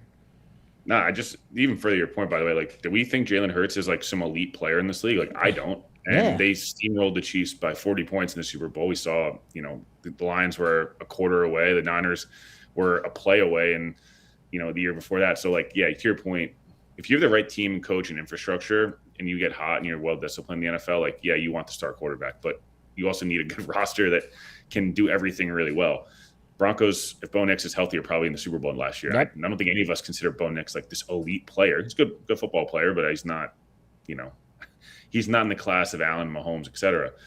Yeah, with the Jets and Glenn, I think I think we're going to know pretty quickly. I think we're going to know how they come out the first 6 weeks of the year, and they've got some games that are winnable that, I think the fan base and even Vegas may think they're going to win. I think there's some games that are going to be really difficult, and I'm almost more inclined, Ty, to see how they play in the games that are winnable. And I know most people are going to focus on, hey, how do they go into Detroit and Chicago? Like, I want to know what they look like week one, and I want to know what they look like against the Raiders and the Browns, where can they do the not Jets thing, which is everyone expects them to win a game. Hey, it's an easy opponent, even though obviously the Browns and others will probably be looking at the Jets in the same light, and actually take care of business. Like, can they get off to that 2-2, 3-3, or 4-4 type of start where Garrett Wilson said it, and I think this coaching staff said it. Muji said it last week. Like, they want to win games, and not only that, but I want to see what these guys look like in competitive games in December. And to your point, and I think Glenn calling the defense now, there'll be no excuses. He's got some of his guys in there. They're not tanking the back half of the year. There's more than enough talent to win football games. Again, you need Geno to play at least complimentary, solid football. Like, they're not going to win games if Geno's last year's Geno. He's going to need to be even some version of 22, 23, or 24. But I think Glenn's going to do enough. I don't think he's going to last the year. I would be really shocked if he doesn't last the year. Woody got so much crap, and rightfully so, for firing Saleh 5 weeks into the year. He usually kind of overreacts the other way, and I think he'll be patient here with Glenn. But I think the guys love Glenn. That's not the problem. We want to see what the defense looks like. Ty, can they be a middle of the pack unit on defense that causes turnovers? Maybe they're a little turnovers. What is that? Turnover. I know they've caught some interceptions in camp, and then on offense, create some explosive plays, be good on specials, and can they upset one or two games this year where, hey, they beat Green Bay week 2 and they beat the Chargers week 12. Maybe they finished 7-10, but hey, there's some staple nice wins in there. They took care of business against teams they're better than. The young guys progress, and now, hey, we got those 3 first-round picks, as you mentioned, and whether it's Baker, it's Arch Manning, it's Drew Messmaker, whoever it is. You feel better about Glenn. I just don't think you can leave the year where they go 6-11, but it's like a sloppy, weird 6-11. I just want to see week in, week out. And we keep saying this every week. You're like, oh, the Jets are in it in the fourth quarter. Geno's maybe not the right guy, right? And hey, they lose to Josh Allen again the Bills because Josh Allen's just a better player than anything the Jets have. That's fine. They can't be a team that's getting steamrolled 23-6 against Cam Ward week 1. That's not going to get it done. Well, here's what's tough, Will. And so, the prediction is, okay, Aaron Glenn makes it through the year. So, the sneaky big game, week 12 at Miami, because you're coming off of a brutal slate at Kansas City, home for Buffalo, at the Chargers. Even the most optimistic Jet fan is looking at that and saying, man, it feels like 0-3. So, if you follow that up, by going to Miami, and this is before the bye week, which is important. If you follow up losing to the Chiefs, the Bills, and the Chargers, you go to Miami, a team that I guess, my Dolphins fans might think Malik Willis could, make some noise this year, but a team that's supposed to stink. You lose that game, I don't know how you survive that going into the bye. So that's a sneaky, I have that circled on my calendar as a sneaky big game for the Jets, just as far as what it means for the fate of Aaron Glenn. The one thing I said this, I believe maybe to Jake a couple weeks ago when I was on, if Glenn's bad, people are going to be calling for his job. Hey, they're 0-5, 0-6. At that point, you probably want Glenn to continue because he's going to take you to the promised land of getting the number 1 overall pick in a QB-heavy draft. And if Glenn's average, you want to see him carry out the year. It's just that, and to your point, I mean, that is a good point, right? There's only a couple weeks left in the year at that point. And if they're, 4-8, and if things are falling apart, embarrassing loss in Miami, maybe you make a move. I would say they owe Glenn a lot of money, and not that should preclude you from making a move, but, I would be surprised. But yeah, man, getting out to at least a solid start. And again, I know we don't want to make such a big deal of week 1 because we've seen in the past, week 1 means absolutely nothing in the long term of an NFL season.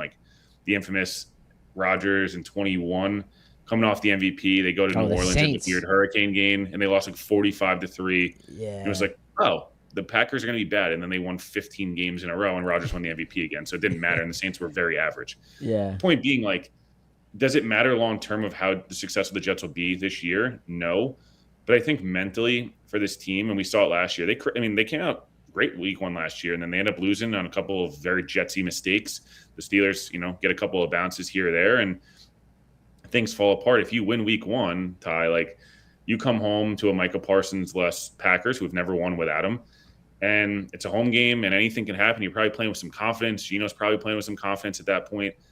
Coming off, you don't want to be Sunday Night Football where we're watching, the McCourties and them going through the highlights, and they're like, oh, the Jets lose to another former Jets thing. Like, just you can't lose to Saleh's pumping his chest, and he's got the bicep showing.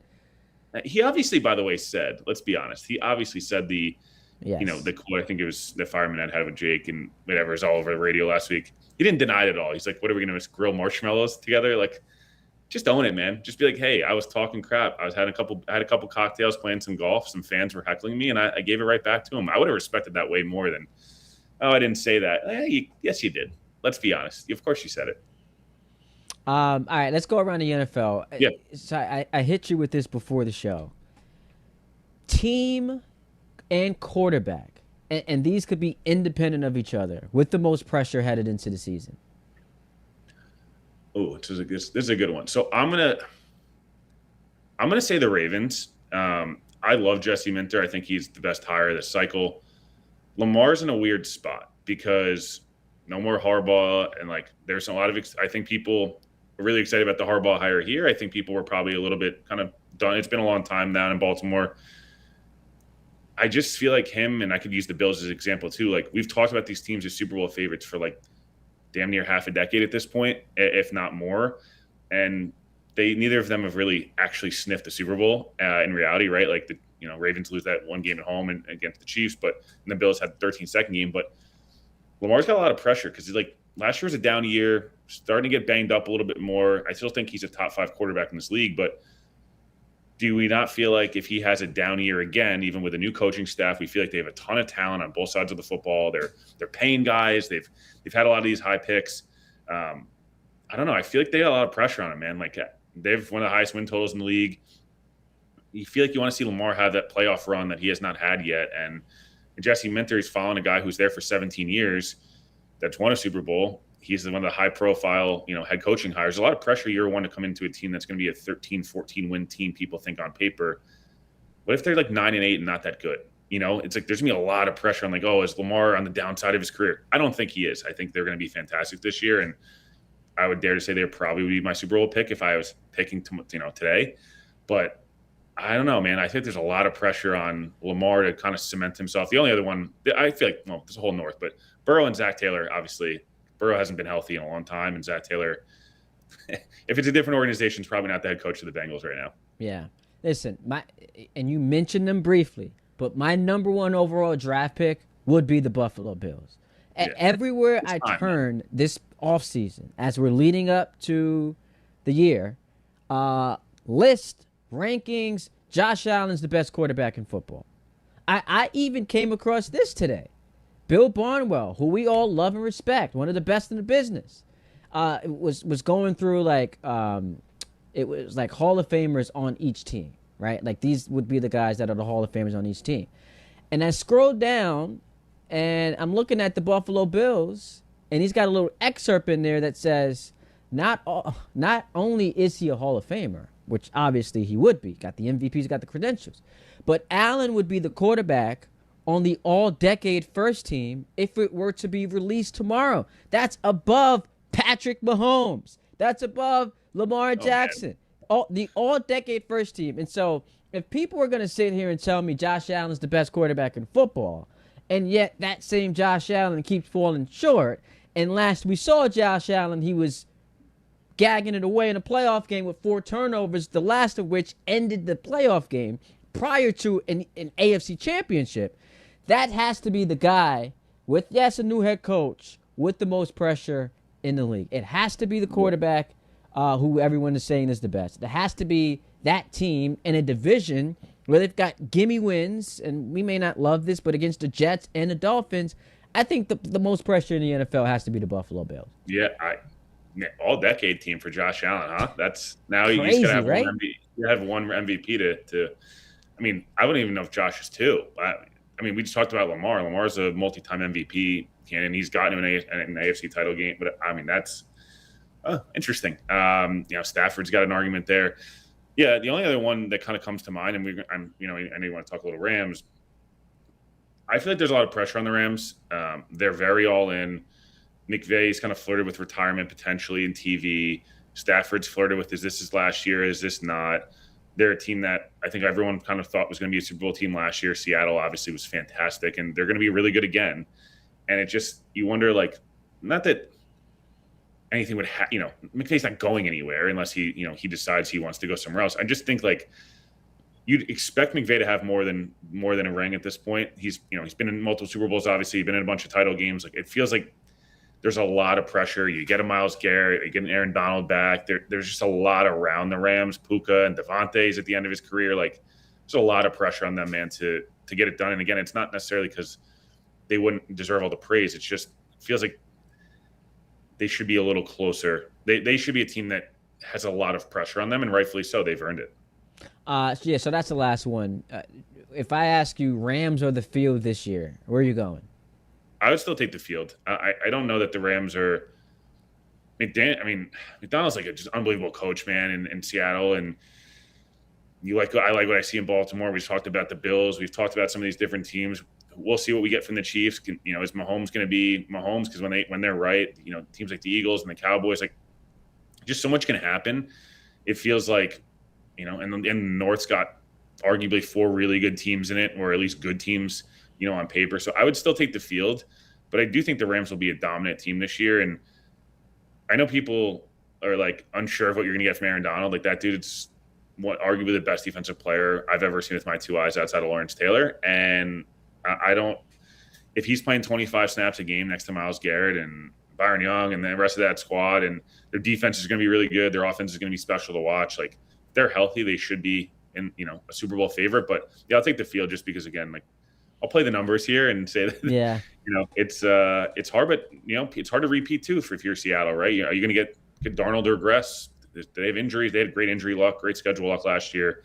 Let's see if they can kind of repeat a lot of what they did a year ago. Yeah, it's the same deal. Like, the NFC has the team star power, but the AFC has the quarterback star power. And so in that conference, the easy pick is the Rams. But it's tough, man. It's tough.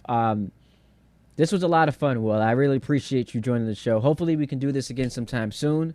Enjoy the rest of your day, and holla at me, my man. Yeah, thanks so much, man. Keep up the great work. You're doing awesome. You as well. I appreciate you. That's Will Parkinson of Turn on the Jets podcast.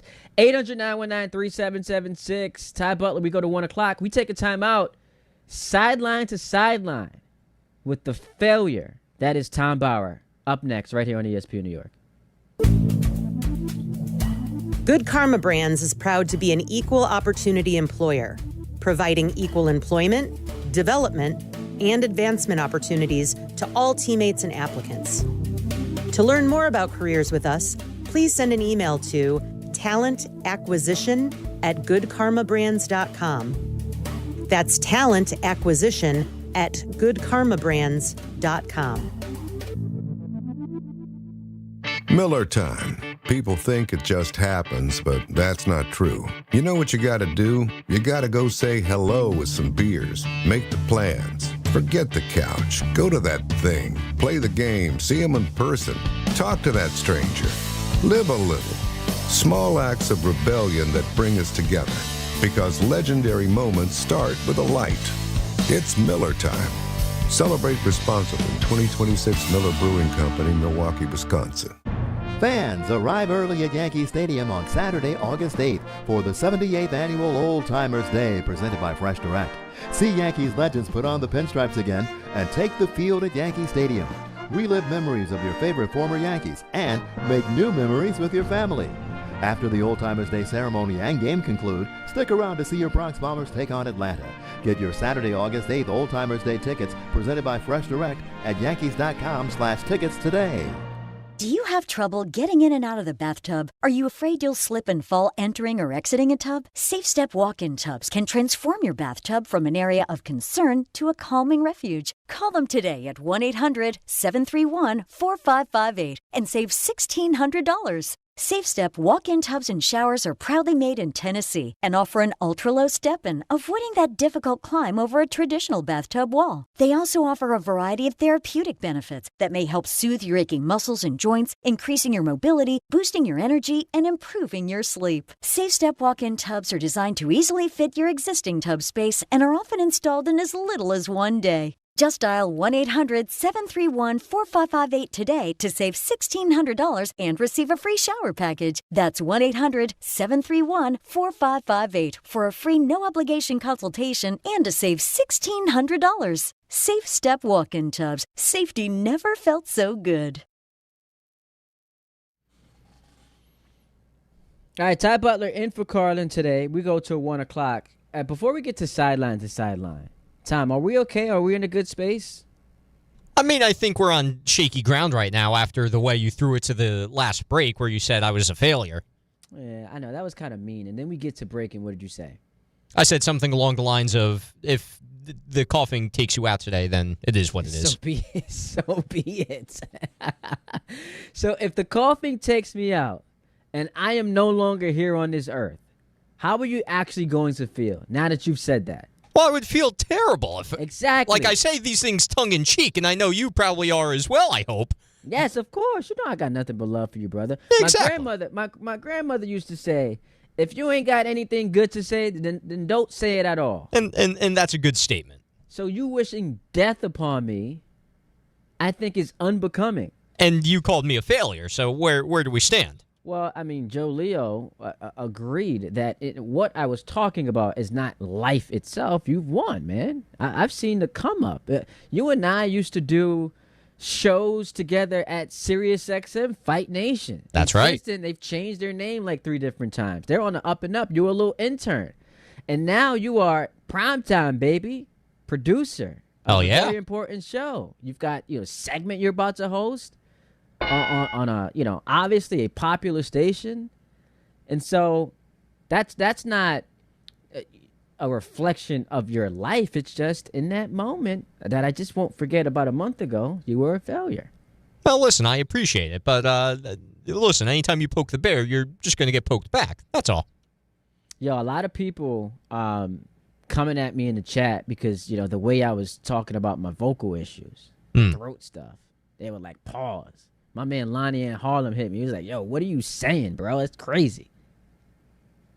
It's crazy. All right, Tom, hit us with sideline to sideline. It's going to happen. This is Sideline to Sideline. Go. And we may have already lost Ty. He got up from his chair. Well, How about I just that? had to adjust my audio. Oh, okay, you just had to adjust the audio. I respect you doing that in the moment, and now I feel bad for saying that.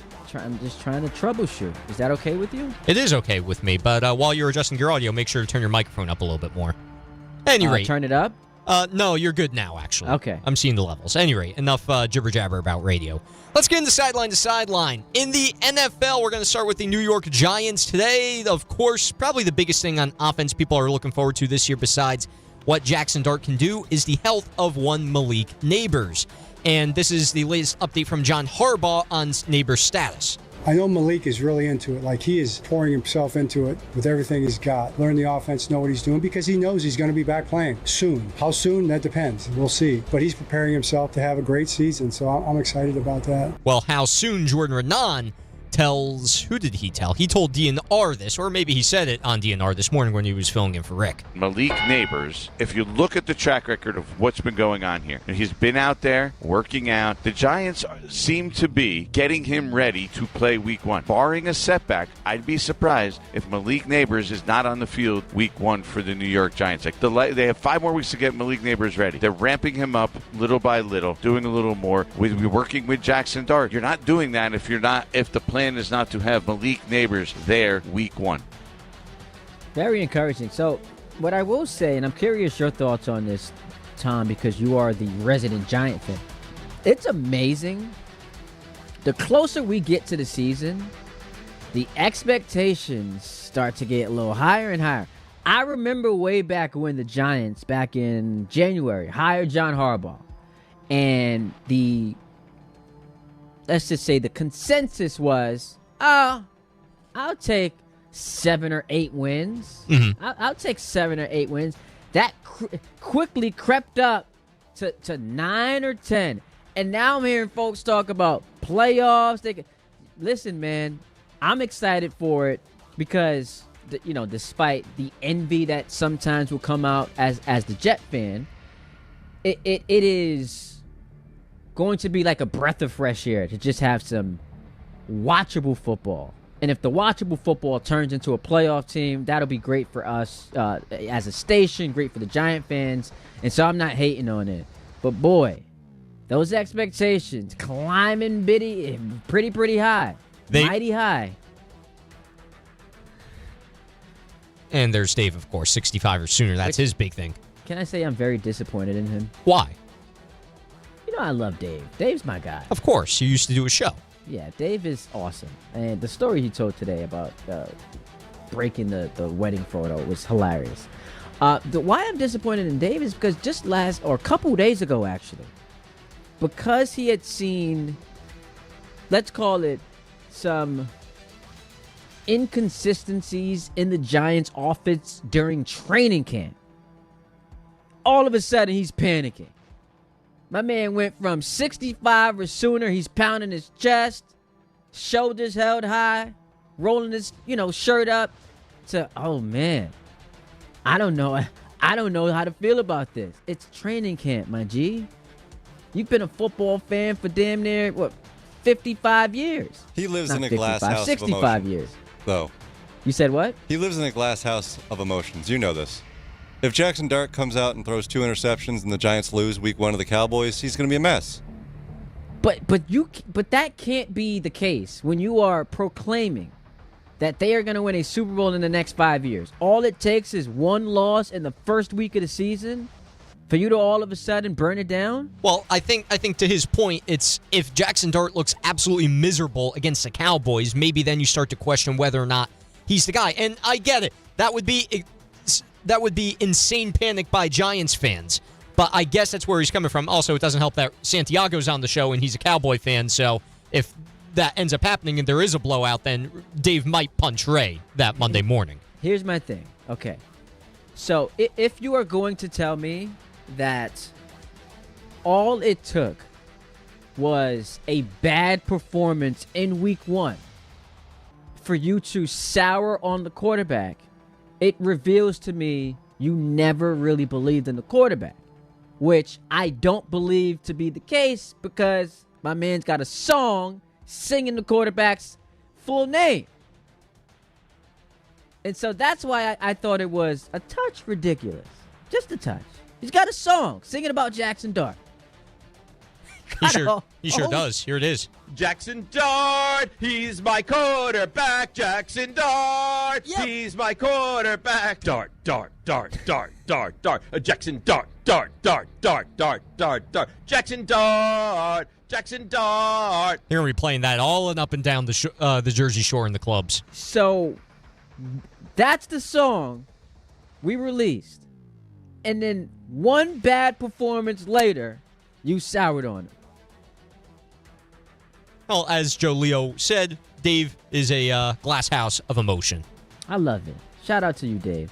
Although, to your original point, though, anybody saying that the Giants are going to be a playoff team this year, that might be a little ridiculous. And to say that they're going to win over 10 games, that's most certainly ridiculous. I still think, realistically, 7 or 8 is probably where they're going to be sitting. And that would be a great sign of progress. All I want for them is to try and double their win total from last season. I'll feel good about John Harbaugh in that regard. But now, Ty, you sent me this morning, and I'm glad we're talking about New York teams making the playoffs, because if you thought that people saying the Giants can make the playoffs is unrealistic and ridiculous, Kyle Brandt had something to say on Good Morning Football about the New York Jets' possibilities of making the playoffs. In discussing this segment with our production team and our cast here, I thought that the question should be, how do the Jets get a wild card in 2026? Just a wild card. I I was shot down in that suggestion for that being too unrealistic of a question to pose. And I'm not making this up. We had people on the staff being like, I don't know, that's a little crazy. I don't know if we want to ask that question. What?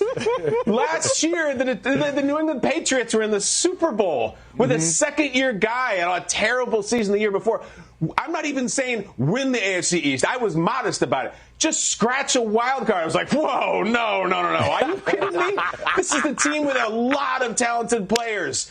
A great receiver, running back, a very experienced quarterback. Like, I couldn't even post. I was shot down by producer jail and put in there for a life sentence because I had the gall to suggest on the air I might say, what if the Jets get nuts and go 9-8 and sneak? I don't know. I'm just asking the question. This is what this time of year is supposed to be about. Yeah, the producer sent him to producer jail is well-deserved. That's a ridiculous take. You're better off scratching a lottery ticket this year than scratching the Jets' success of trying to make the playoffs. I think it's up to like 900 M's, right? The Powerball? I think so. You know what my reaction to that cut is? What's that? Kyle Brandt. Kyle Brandt. If we're all just going to sing songs, let's do it. Do you honestly believe that, though? No. Well, because here's the problem, and it was tongue-in-cheek, but he mentioned the Patriots going to the Super Bowl last year. I don't think anyone is mistaking Geno Smith for Drake May. No one's mistaking Aaron Glenn for Mike Vrabel. And so when the Patriots have that head coach quarterback combination, while we didn't expect they would make a Super Bowl, it does make sense. Combine that with the easiest schedule we've ever seen in the history of the NFL. And by the way, I don't think 9-8 is going to be good enough to make the playoffs in the AFC anyway. I mean, it could, but I guess as a 7 seed. It's just in theory, and maybe this is a flaw that we have where, like, before the season, in theory, it's like 9-8 with that loaded and then we get to, teams will beat up on each other. So maybe 9-8 does allow for someone to sneak in.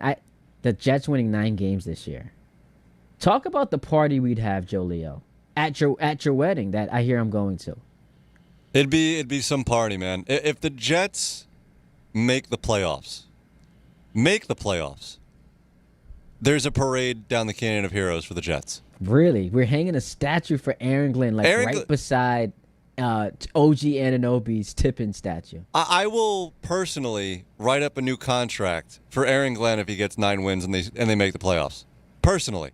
Will you donate your year's salary to Aaron Glenn if that happens? Let's not get ridiculous.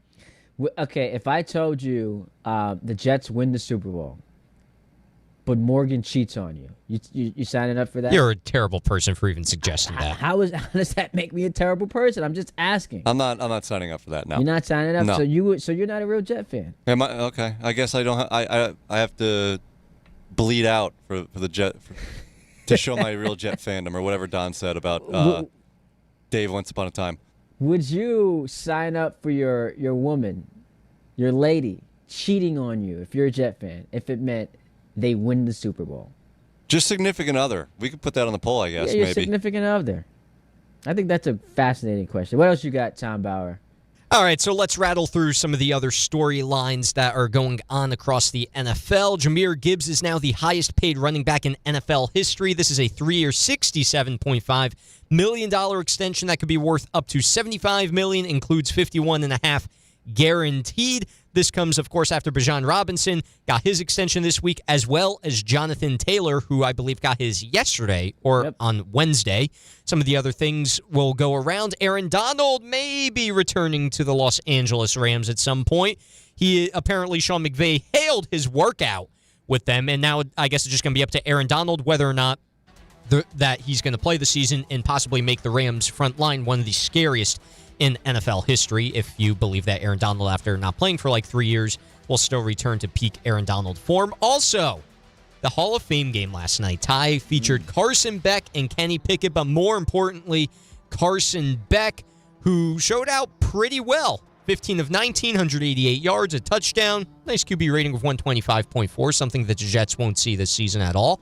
Wait, why did the Jets catch a stray in the NFL Hall of Fame game that had the Panthers and Cardinals involved? I'll be honest, I don't know. I think that was just an evil part of me that was just lurking out right there. Quite frankly, the Giants could not even might not even see that sort of passer rating this season, too, if Jackson Dart takes a nosedive. You're just a nasty person. You know what? I would now like to see why no one wanted to sleep with you on your birthday. You're nasty.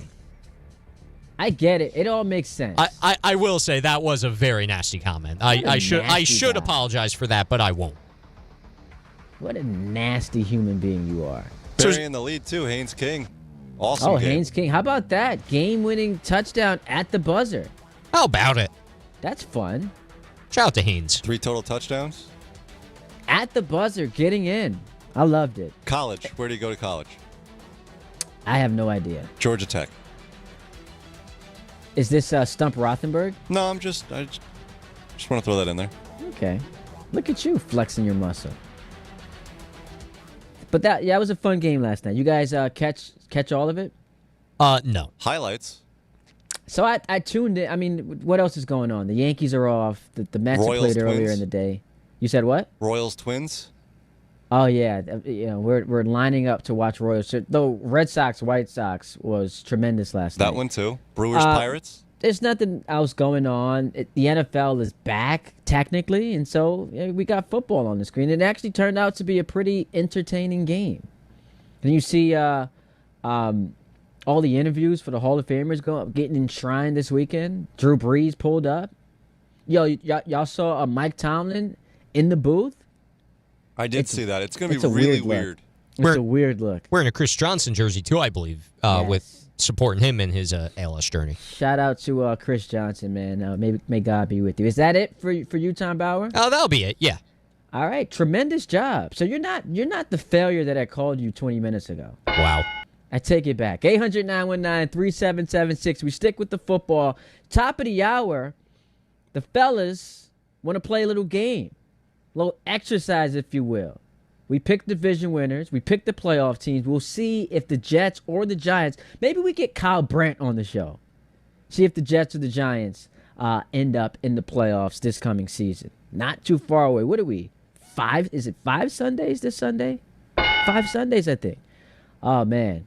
Right on the doorstep of the NFL season. For better or for worse, if you're a Jet fan. We take a timeout. Get back to you on your phone calls. Right here on ESPN New York and streaming live on YouTube. If you've been injured in an accident that wasn't your fault, then you need a lawyer who knows New York's unique personal injury and workers' compensation laws. At the Parisman Firm, they have decades of experience handling all types of accident cases and a proven track record of delivering huge results. Their team has already recovered nearly $1 billion for injured New Yorkers. From construction to car accidents and slips and falls, they've got you covered. Call the Parisman Firm now at 718-WORKERS, where your case is their cause. Get the justice you deserve today.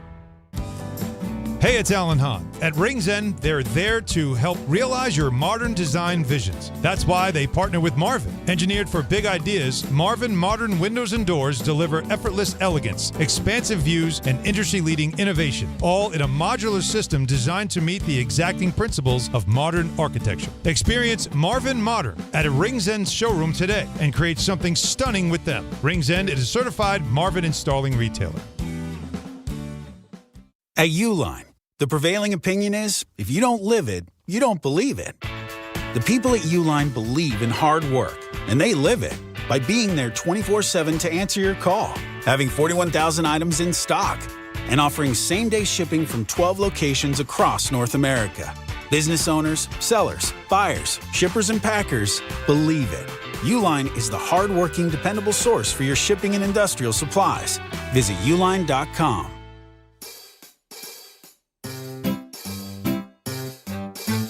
1-877 Cars for Kids. KARS Cars for Kids. 1-877 Cars for Kids. Donate your car today. 1-877 Cars for Kids. KARS Cars for Kids. 1-877 Cars for Kids. Donate your car today. Ready to get rid of that old car? Donate it to Cars for Kids. Call 877-CARS-4-KIDS to speak to a friendly live agent. Donation is super easy, and your car can be picked up as soon as tomorrow. Go to carsforkids.org now or call 877-CARS-4-KIDS to donate your car today. 1-877 Cars for Kids. KARS Cars for Kids. 1-877 Cars for Kids. Did you know you can donate real estate too? Go to carsforkids.org. That's cars with a K. My name is Whitney Allen, and I'm a widow. My husband, Ryan, died. We never thought we'd ever have to use life insurance, but the unexpected happened. With Ethos, signing up was fast and 100% online. You can get a quote in seconds, apply in minutes, and get same-day coverage. No medical exams, and you can get up to $3 million worth of coverage. I'm grateful we were prepared. Get your free quote at ethos.com/play. That's ethos.com/play. Paid spokesperson. Time spent on application may vary. Online health questions required. Empower. Ellie here is getting the sleeve she's always dreamed of.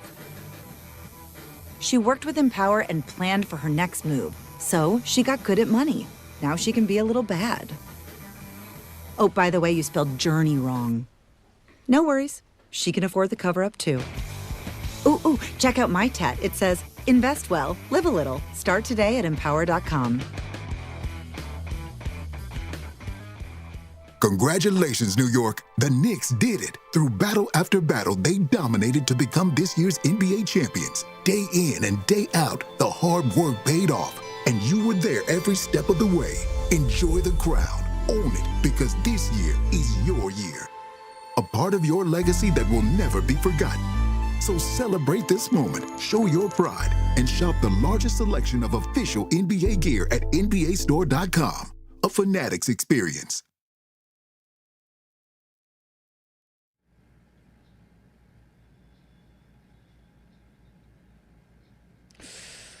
Woo! And I'm not saying Wu. I love Wu-Tang. Shout out to the Wu-Tang. But I'm watching this Cooper Pratt cup check video from yesterday. Oh, my Lord. The catcher on a throw to, what is this? He's throwing a second? That's right. He catches him square in the you-know-what. We have the audio if you would like. All right, so let's run the audio. What we got? They're trying to just find some consistency. Hamilton, and he's in there. You had that, Kyle. You knew he was safe. Knew it. Good jump. Good call on the good jump. So what about your tempo? Yeah, tempo. I mean, that goes into it, right? Rhythm, tempo, timing. That's the tempo. It's 1, 2, go. Let's check on Cooper Pratt here. Not sure what happened is as Hamilton was running, Pratt ended up on the ground, and I think he's going to need a minute. Let's see if we check a replay out here, Kyle. Oh my goodness! I see. It was on the follow through, a direct shot. Kyle, you don't have a monitor in front of you, but I'm not sure you would. Half the population can feel what Cooper Pratt's going through right now. He's going to need a little warmth. Yeah, hit him square in his situation. That's a tough one. And he was not wearing a cup. And so if you pull the video up on social media, you'll be wincing, because we have all experienced that. That one, that's a rough one. 800-919-3776. Before we get back to the phone calls, I do want to mention something that Will Parkinson and I had discussed during the interview we did at the top of the hour. And people always say I'm a hater. Listen, I think Josh Allen is an incredible quarterback. I enjoy watching him play football. Obviously not against my team, but he's spectacular. I don't know that there are too many people walking the planet with knowledge and with credibility who are uttering he stinks or he sucks. I just think that it's odd to me that he can be, I don't want to say universally recognized, but it's like an accepted take. He's the best quarterback in football. And then there's like no pressure on him to win. If he's better than Lamar and better than Burrow and Herb, all these guys, why is it that they get more criticism than the best quarterback in football? It doesn't make sense to me. Because I watched the supposed best quarterback in football quite literally end the game, a playoff game, in the divisional round of the playoffs. In the divisional round, watched him throw the game-sealing interception. Not 1, not 2, not 3, but 4 turnovers. And then the very next day, the A block of every big-time show, man doesn't have enough help. And it's like, wait, so all the people who fix their lips every single year to pick the Bills to win the Super Bowl don't know that he doesn't have enough help? Wait, so you pick them knowing he doesn't have enough help, but you pick them to win a championship. And then when they don't win, you bring up how he doesn't have enough help. Shouldn't that have impacted or influenced your prediction? Or maybe, just maybe, is it always looking for excuses? And now, look, shout out to the Bills, partners with them. We'll have their games airing on the station. I guess we now have to consider and welcome them as a New York team, right? But I just find it odd that other quarterbacks who people feel are lower on the ladder aren't as heavily criticized as the supposed best quarterback in football. Make it make sense to me. Because it's the same thing that's going to happen this year. We're going to do the same dance. Bills, they're the team to beat.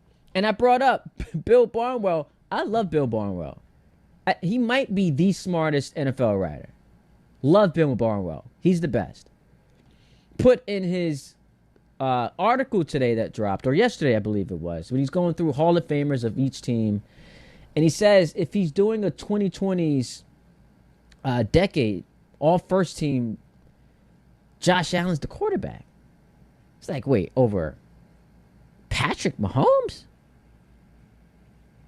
Who all he does is beat Josh Allen in the playoffs. Patrick Mahomes, 3-time champion, 2-time league MVP. He's not your first team quarterback on the all-decades team. Lamar, 2-time MVP. Stafford, who's got an MVP and a championship. Josh Allen, who's got 1 MVP, hasn't been to a Super Bowl. And there will be folks rushing to pick the Bills to win the title. And then when they don't win, what could you have expected for a quarterback who doesn't have enough help? Well, what I expected was for you to acknowledge he didn't have enough help before you picked them to win the Super Bowl. How about that? How about that? I don't think that's unfair. I don't think that makes me a hater. I'm just keeping it real, man. Why you gotta keep picking them to win the Super Bowl if you don't feel like the quarterback has enough help? 800-919-3776. We take a timeout. We come back to your phone calls. We'll get back to the Yankees who play, I guess we're going to say big series every time they start a new series because the rest of the way, all of them are big, but huge because of what the Red Sox are doing, and they're right on your heels. The Yankees started big series tonight against the Braves. We also will pick the division winners and playoff teams in the AFC and NFC.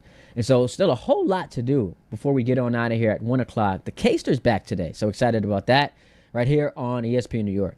Prizes, flyaways, even cash money. You want it? We've got it. Find a list of all contests and official rules by visiting ESPNNewYorkContests.com. That's ESPNNewYorkContests.com. Long Island is more exciting than ever at Jake's 58 Casino Hotel. This August, don't miss the Big 5 spin-off and your chance to win your share of $55,550. Be here on Friday, August 7th and 28th from 3 to 7 p.m. when one lucky winner will be drawn every hour to select 4 balls from the lottery drum to win up to $5,555 cash. Don't miss the Big 5 spin-off where Long Island wins at Jake's 58 Casino Hotel.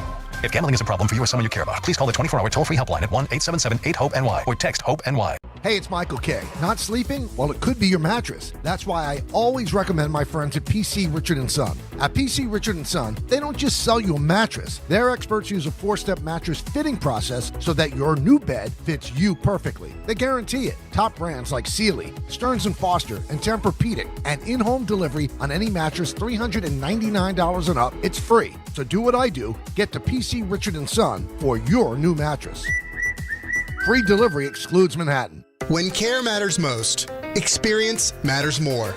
The Allure Group is redefining rehabilitation and long-term care across New York with 6 convenient locations. Their expert clinicians create personalized care plans to help you recover, rebuild, and get back to what matters most. From short-term rehab to long-term care, Allure is committed to comfort, dignity, and results. To learn more, visit allurecare.com. The Allure Group, where care meets compassion. That's the ease at which you get information. You want it, you get it. Like that. Ask your phone. Group chat. Smartphone. You're always connected and informed in real time. No waiting. So if you're diabetic and still using finger sticks to read your blood sugar, what are you waiting for? Knowing your blood sugar levels instantly is important for managing diabetes. Call US Med at 888-665-0696. To learn more about continuous glucose monitors, a real-time instant method to track your blood glucose, US Med is an approved provider for Medicare and over 1,000 private insurers. And the best part? Call 888-665-0696 and we'll give you a free insurance benefits check today. So call 888-665-0696 today. That's 888-665-0696 and manage your diabetes as easy as ESPN New York, now streaming live on YouTube. Subscribe today and watch the show. WHSQ and WCBS FM HD2, New York. This is Carlin. You know I am not that bright. On ESPN New York. Fat, bald, nasally, I got it. And streaming live on YouTube. You're welcome. Oh, let's do it, baby. 2 hours down, one more to play with on this Friday, leading you into the weekend. Ty Butler, at Ty D. Butler is where you can find me on Twitter and Instagram. We got the Ty Butler Show from 8 to noon this Sunday, so pull up. Come check us out. We got First Watchables at 10:30. We will have a good time. Before we get to our NFL predictions, Tom and Joe will participate. We're picking division winners and playoff teams. I do want to circle back to the New York Yankees and how disgusted I have been with this team for a while now.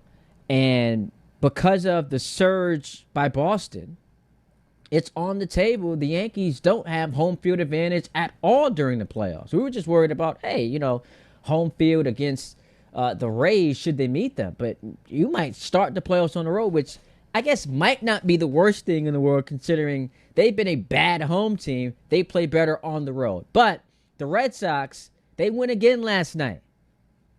5 different deficits. It just doesn't seem to matter who they're playing, how the game is going. The Red Sox are going to find a way to win. And so since June 18th, my son's birthday, they're 34-9.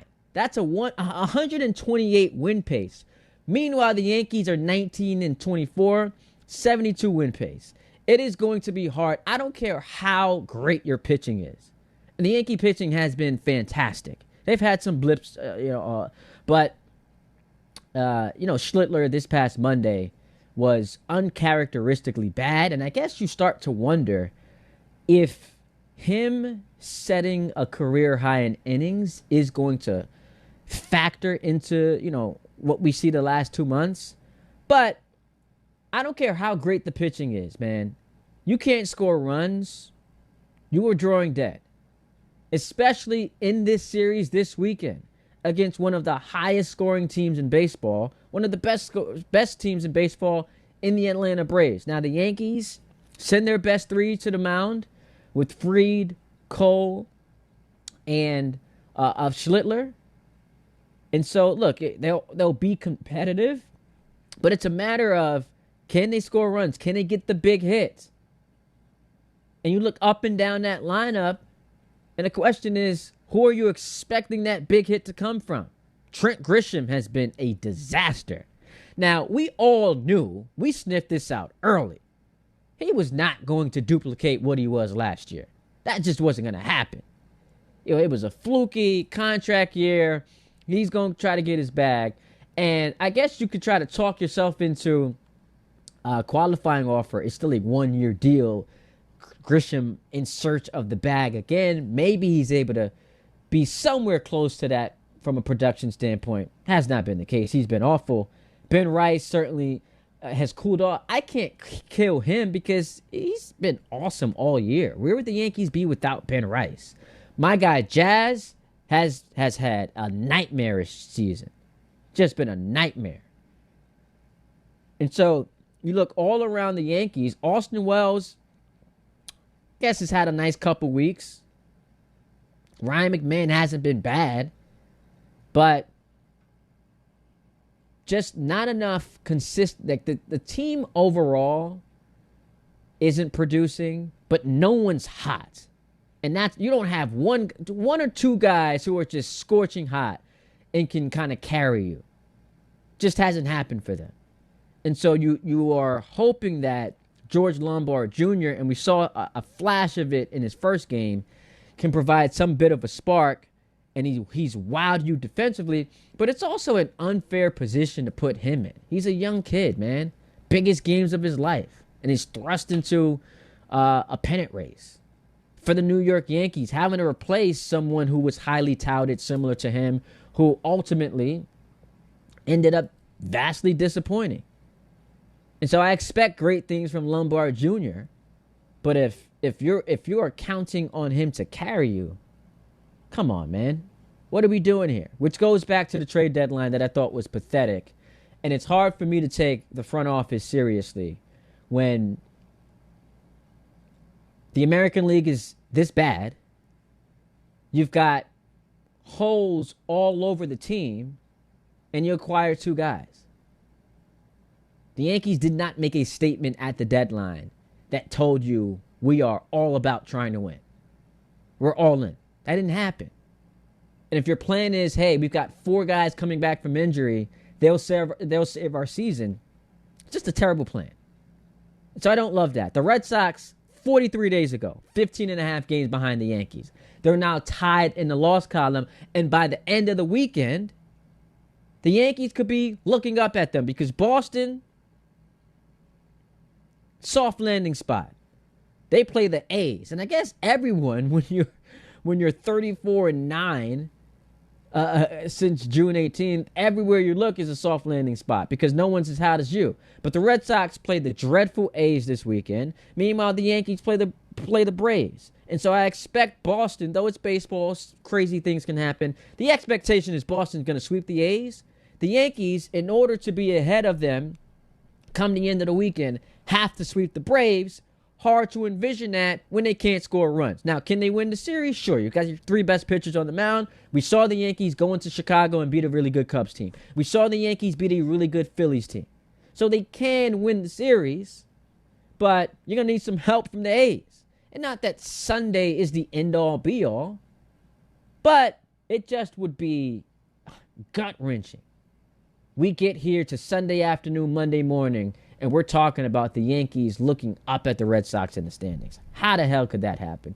800-919-3776. Tom, my man, what's going on, brother? Yo, what's up, Ty? Scale of 1 to 10, panic level when it comes to the Yankees. Right now, I would probably say we're around a 6 or 7. I'll say 7 just to make it sound even more panicked. I see what you did there, 6, 7. Joe Leo, you're not too much of an emotional guy. You operate more with like rationale and logic, and this is what it is. So you try your best to be objective and remove emotion.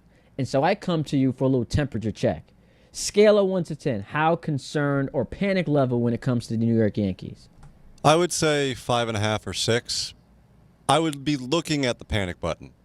I would even potentially be walking over to it, but I'm not sitting down, flipping the lid, and pressing it yet. So 5. So you guys are in the right or are in similar ballparks. 5, 6, 7.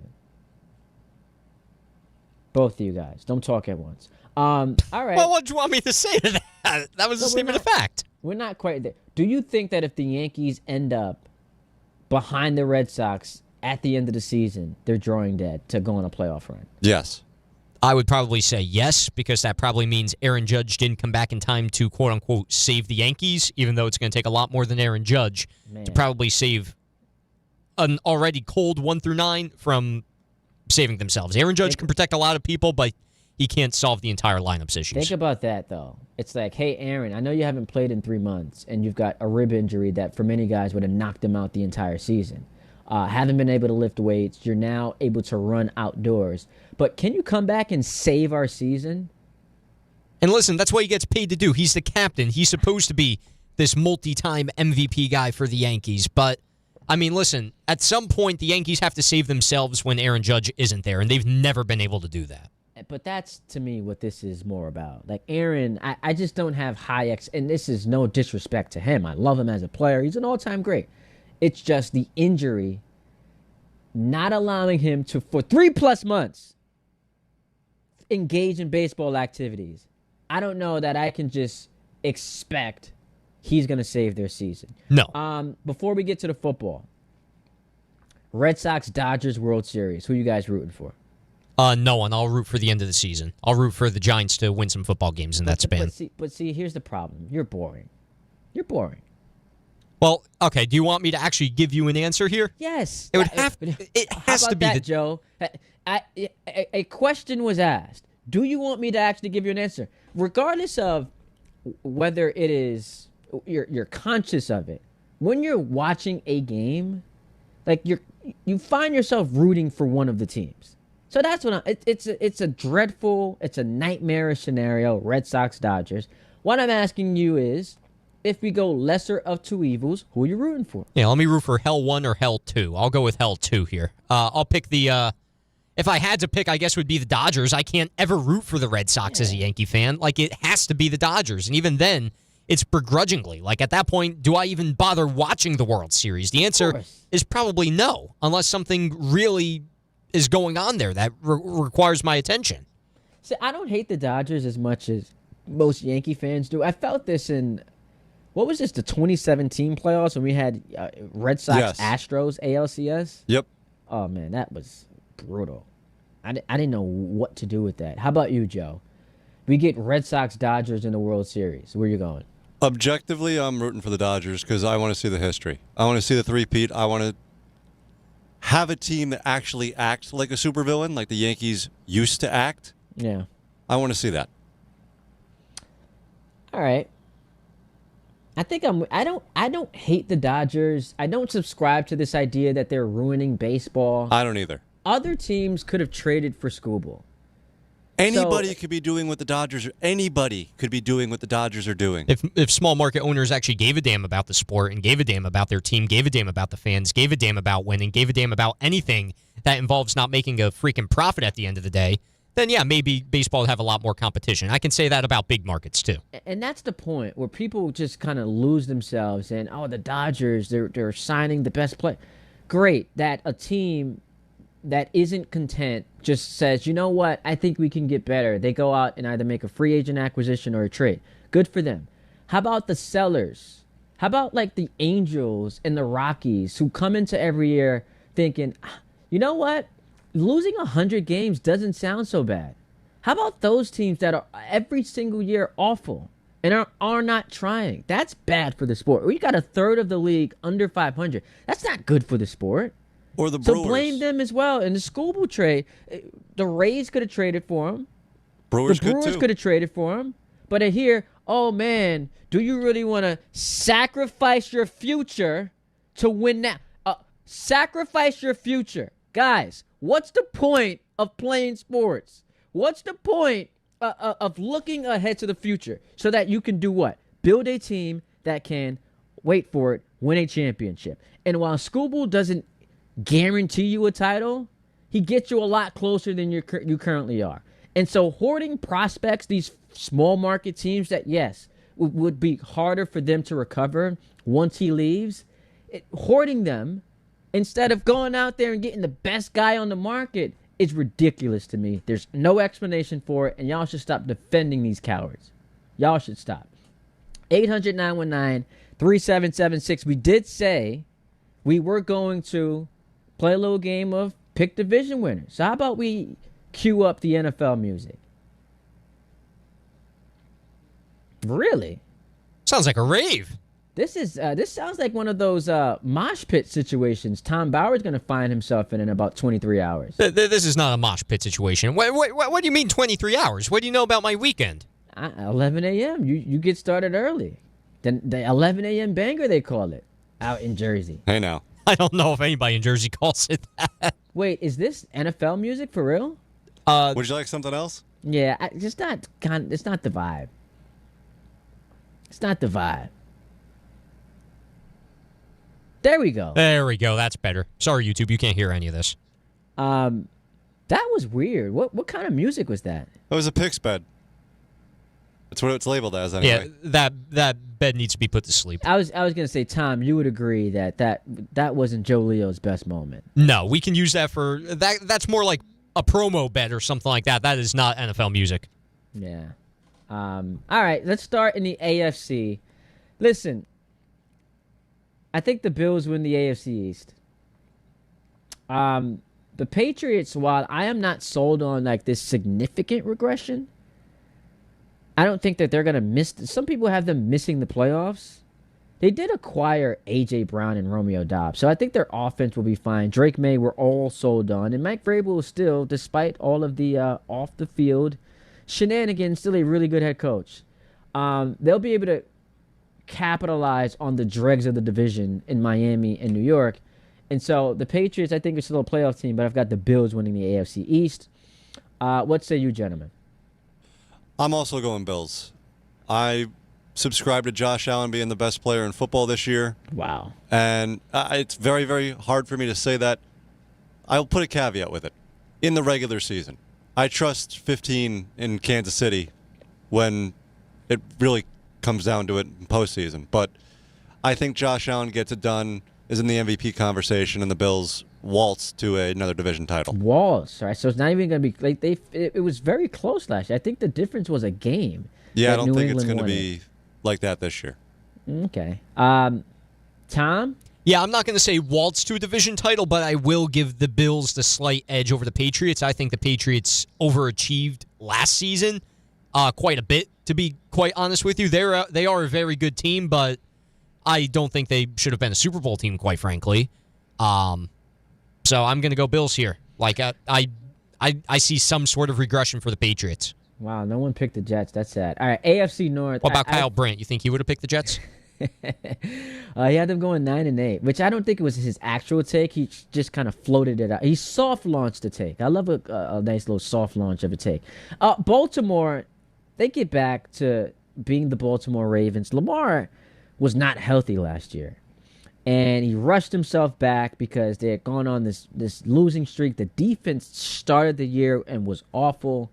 And so new head coach, I think the Ravens get back to being the Ravens. You get 2 wins against the Browns. The Steelers, I mean, Rodgers is 42 years old, and he's going at Anthony Fauci on ESPN.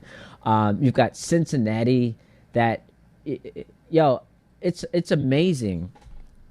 Even Joe Burrow, who I love, just kind of gets to skate the fact that he hasn't made the playoffs in 3 years. But I do think the Ravens are the best team in the AFC North, so give me them to win that division. Well, I think every team but the Ravens you would consider, I think most people could consider mediocre in the NFL, average to 500 at best. So I think by virtue of that alone, the Ravens have to win the division.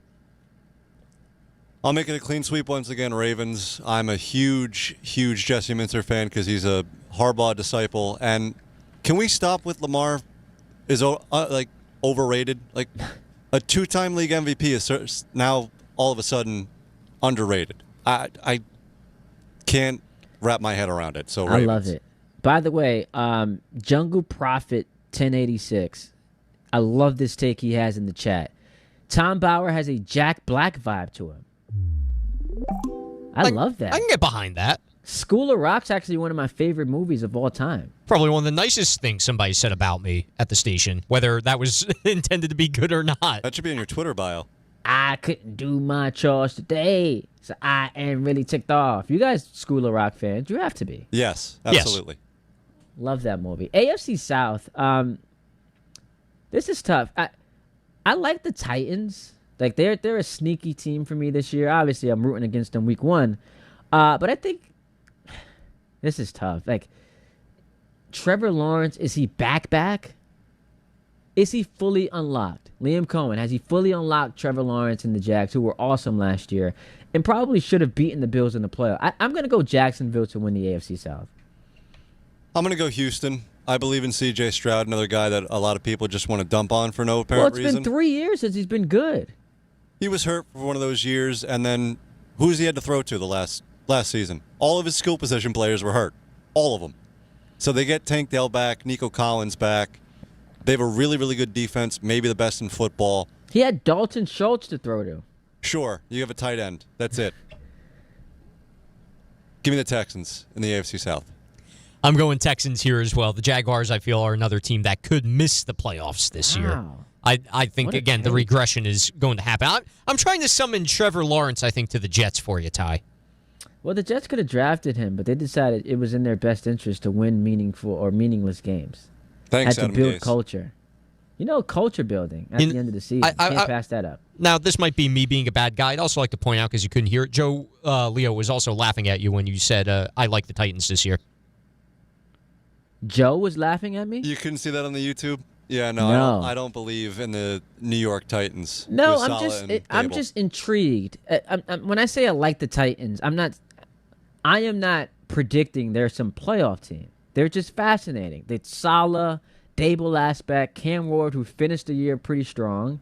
Then you're right. They've got a bunch of former Jet and Giant players. I got Jermaine Johnson, who was awesome a couple years ago. Wando Robinson. And I think this is more about their defense. Their defense is going to be good. I barked up that tree last year, and I was dead wrong, so I'm staying off the Titans this year.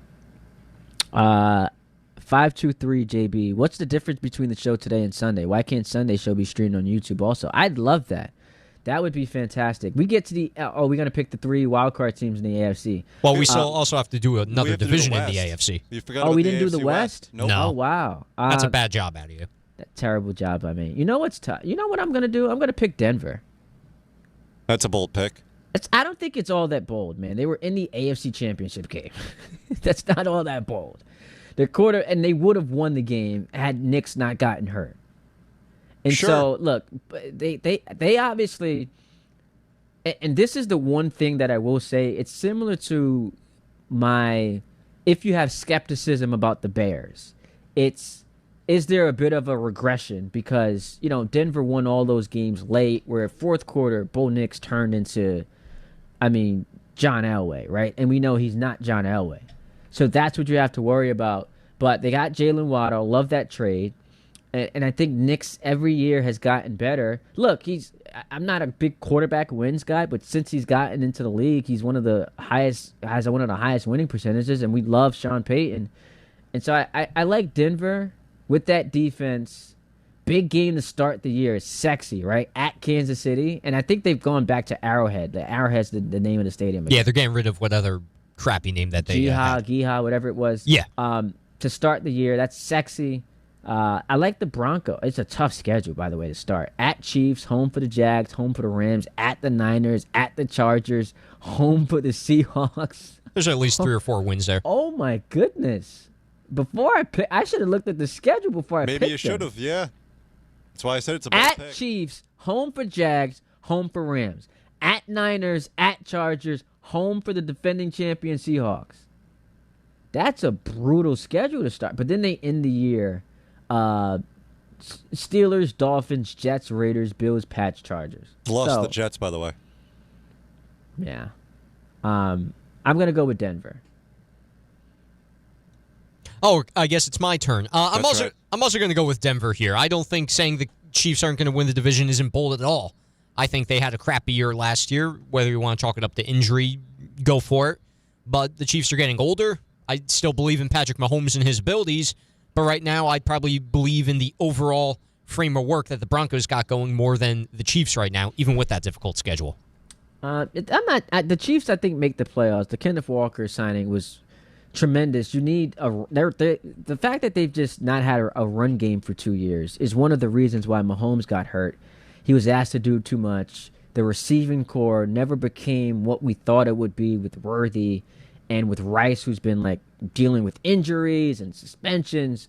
So I think the Chiefs bounce back. Kelsey also, what does he look like? Married Kelsey. But yeah, I just think the Broncos are better, and they proved that last year. I think you are both way over your skis with the Broncos. I am not a believer in Bo Nix. I really think Sean Payton's one of the most overrated coaches in the league.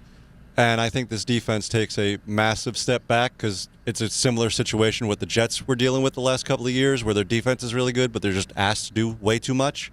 So I actually think the Broncos missed the playoffs this year. I have the Chargers taking that step. Another year under Jim Harbaugh. Really, really good offense. That defense is always going to be stout. So I think the Chargers take that leap and win the AFC West. That's bold with a capital B right there. Yeah, at some point, Justin Herbert, who's had 5 years to do it, is going to win a playoff game. He's engaged now. Yeah, you saw that video on the. What an embarrassment that was. Did you see the rock that he gave Madison Beer? But did you see? She's just like playing with his hair on the practice field. He's a happy man now. If Joe Leo, you've seen that video? I have. See, if I were you, like, and I'm readying to pick the Chargers to win the division, I would have seen that video and then thought twice. Like, no, that's a quarterback that's unserious. That's like similar to the Dak, Dak doing a weird thing, getting his body ready. Like that's worse than that. Getting his lower body ready. All right. Do we want to Twisting of the hips. Do we want to do these wild card teams before we take a break? All right, quickly. Patriots. This is tough, man. The AFC is tough because two more teams. The South's not getting another team. Patriots, Chiefs, Chargers. Sorry, Bengals. I think you missed the playoffs and fire your head coach. And then maybe Joe Burrow gets traded to the Jets. What say you guys? I'm going to go Chiefs, Patriots, Bengals. I'm going to go Chiefs, Patriots, and I'm going to throw out a fun one, Colts. Oh, I like it. Shout out Danny Dimes. 800-919-3776. We take a timeout. We get to the NFC next. Football picks, division winners, and the three wild card teams. Ty Butler going till 1 o'clock. Then we pass the baton. So Michael Kay was back from vacation right here on ESPN New York. Hi, this is Don LaGreca. Just like the New Jersey Devils bring intensity on the ice, Viking Pest Control brings the same level of protection to your home. And I know because I use Viking at my own place. The season may be over, but pests are always in play. So it's time to lock in your off-season defense. As the pest control provider and proud partner of the Devils, Viking delivers 45 years of trusted experience to keep ants, cockroaches, stinging insects, rodents, mosquitoes, and more out of your zone. And when you bundle pest control mosquito services, you score big savings. One call, one company, total peace of mind. Visit VikingPest.com. Protecting your home inside and out. At City Harvest, we believe no New Yorker has to go hungry. With your help, we're on the road 365 days a year, rescuing over 77 million pounds of nutritious food and delivering it free to millions of New Yorkers, transforming surplus food into sustenance, sustainability, and smiles, rallying thousands of New Yorkers to power a network of nourishment across our city. One day, one meal, and one New Yorker at a time. That's how we feed good. Donate at cityharvest.org. Whoever said fork in the road must have been hungry for the Sorrento and Sorrento Turbo Hybrid. Their 3-row seating and 10-year, 100,000-mile limited powertrain warranty. With a capable Sorrento and Sorrento Turbo Hybrid, every way forward is the right way. Visit your local Kia dealer today. Kia, movement that inspires. Call 800-333-4KIA for details. Drive safely. See retailer for warranty details.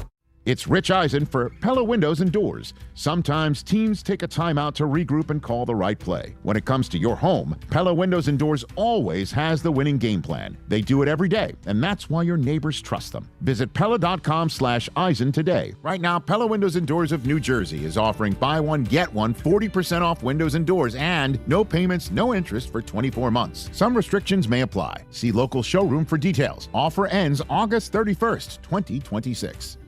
Less than 4 in 10 kids aged 6 through 12 are playing sports regularly. 4 in 10 kids? Let it sink in. Just 4 in 10 kids. ESPN is building a nationwide coalition powered by Disney called Take Back Sports, with the purpose of training more coaches, expanding access, and creating community-driven sports programming that puts kids and fun first. We're working on that story. We hope you'll join us. Visit takebacksports.org to learn more.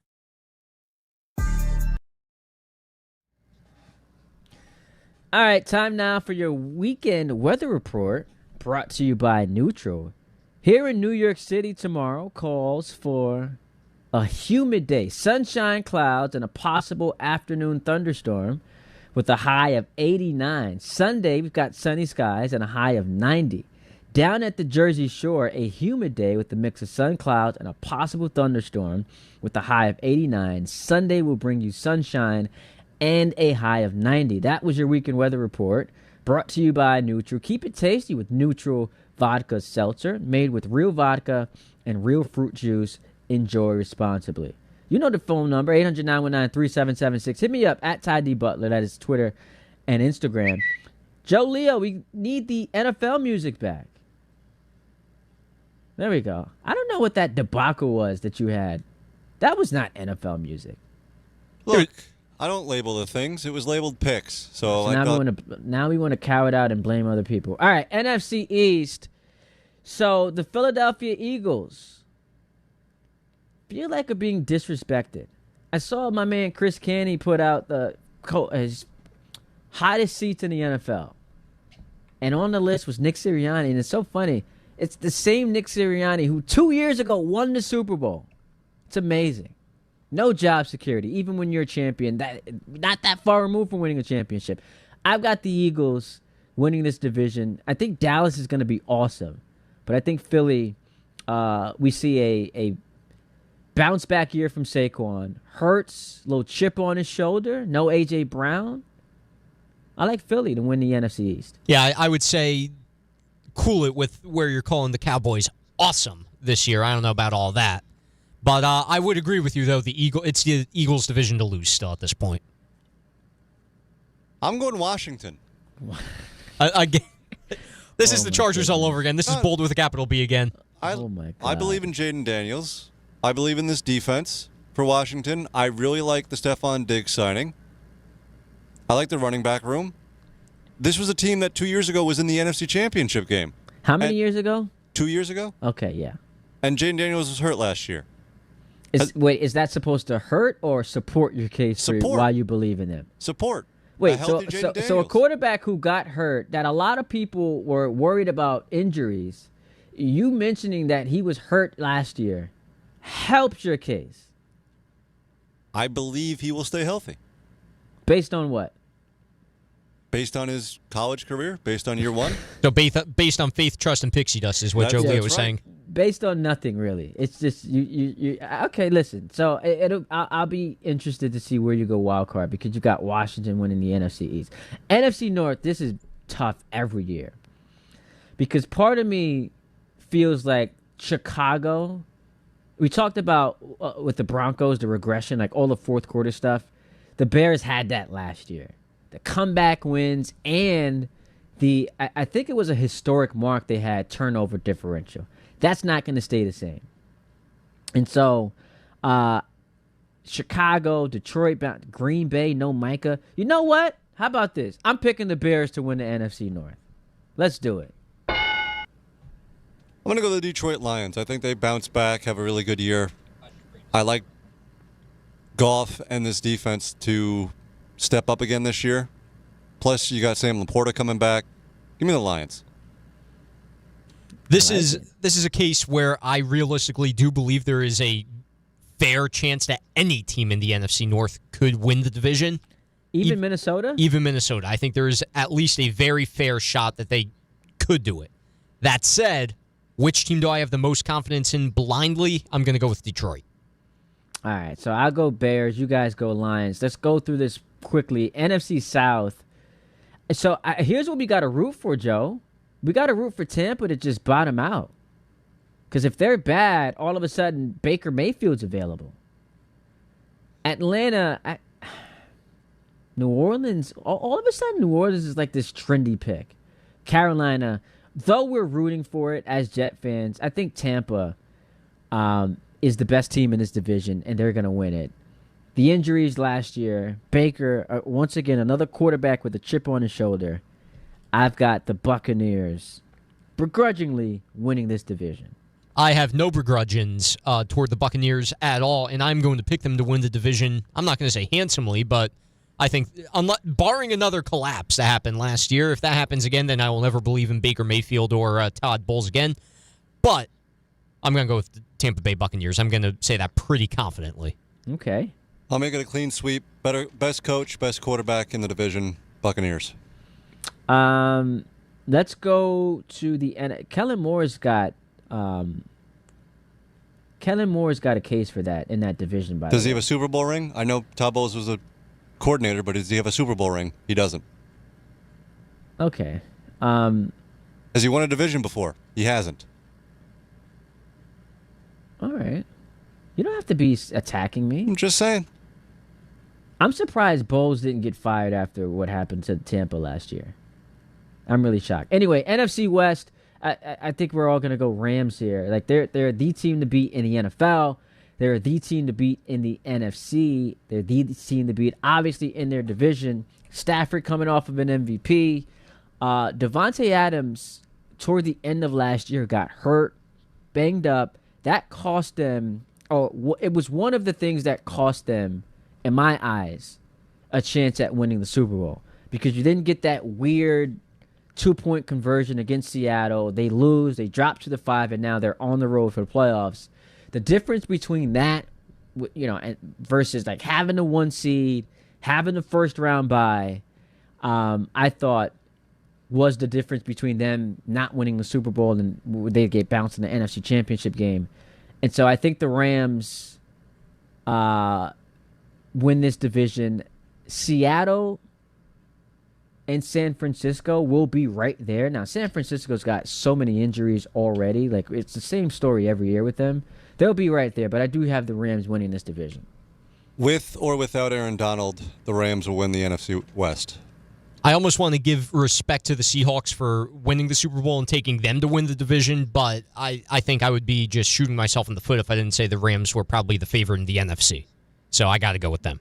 I guess the only, or not the only, the biggest impediment would be Stafford, though he did win the MVP last year, is turning 39. And so, like, the age factor, maybe he had a back issue to start last season. So you always got to account for that. Here's where things get really interesting, because I think we're all going to be different in our wild card teams.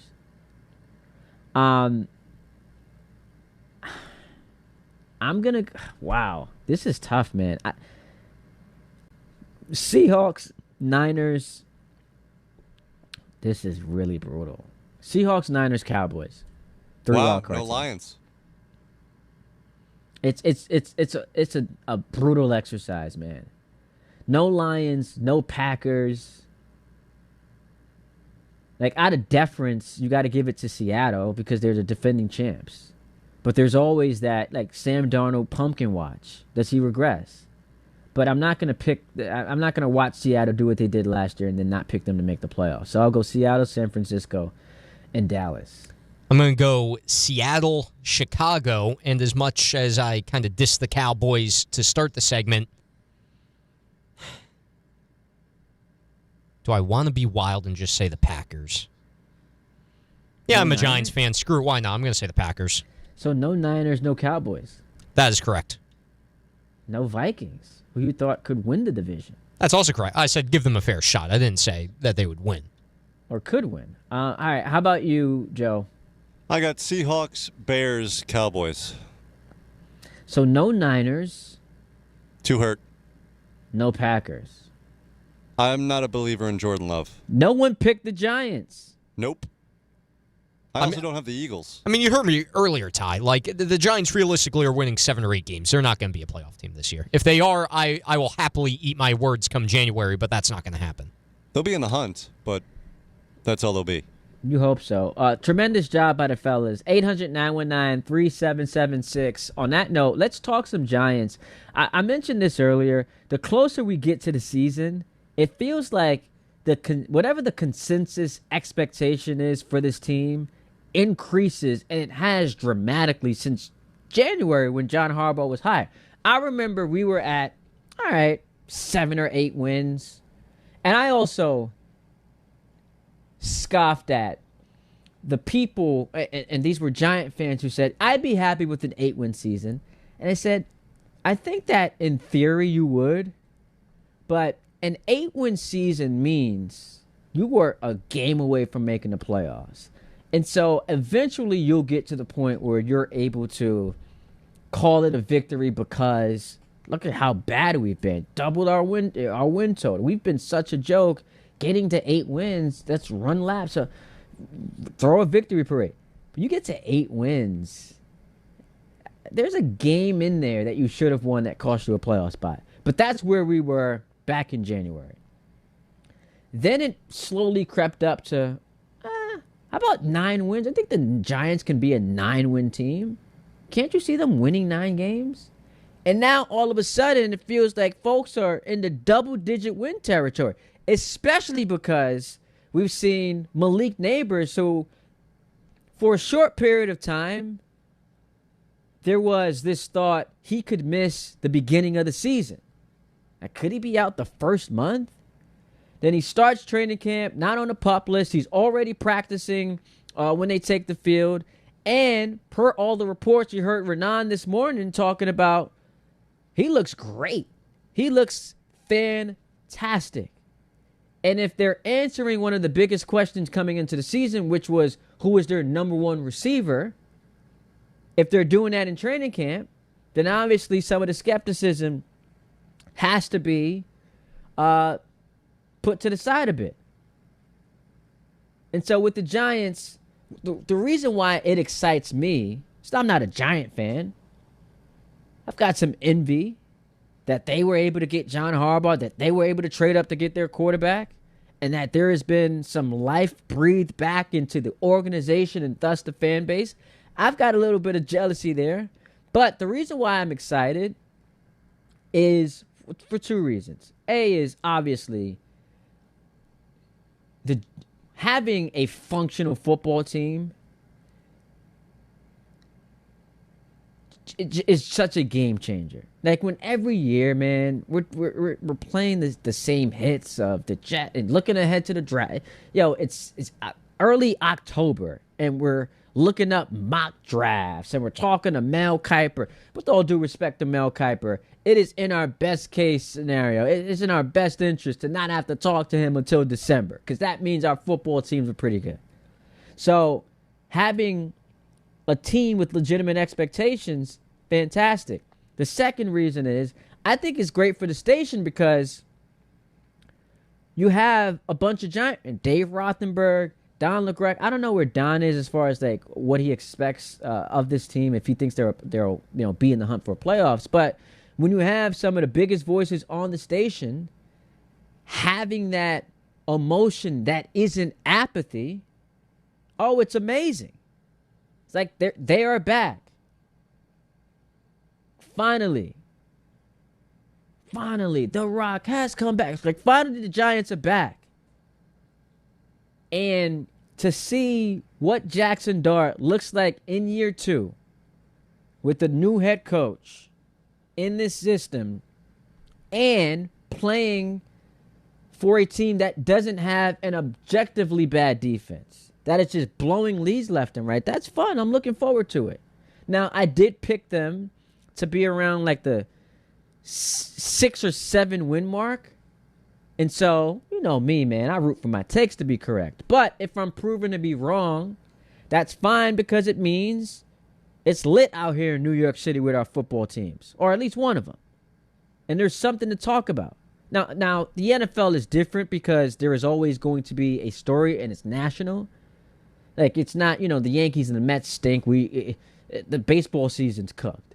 In the NFL, we can go everywhere. But there is a payoff to having at least one of them be good. Now, I would prefer, if we are getting just one of them, it be the Jets. But what am I to expect, man? I was asked last night on a TV show, should Jet fans be excited about Geno Smith?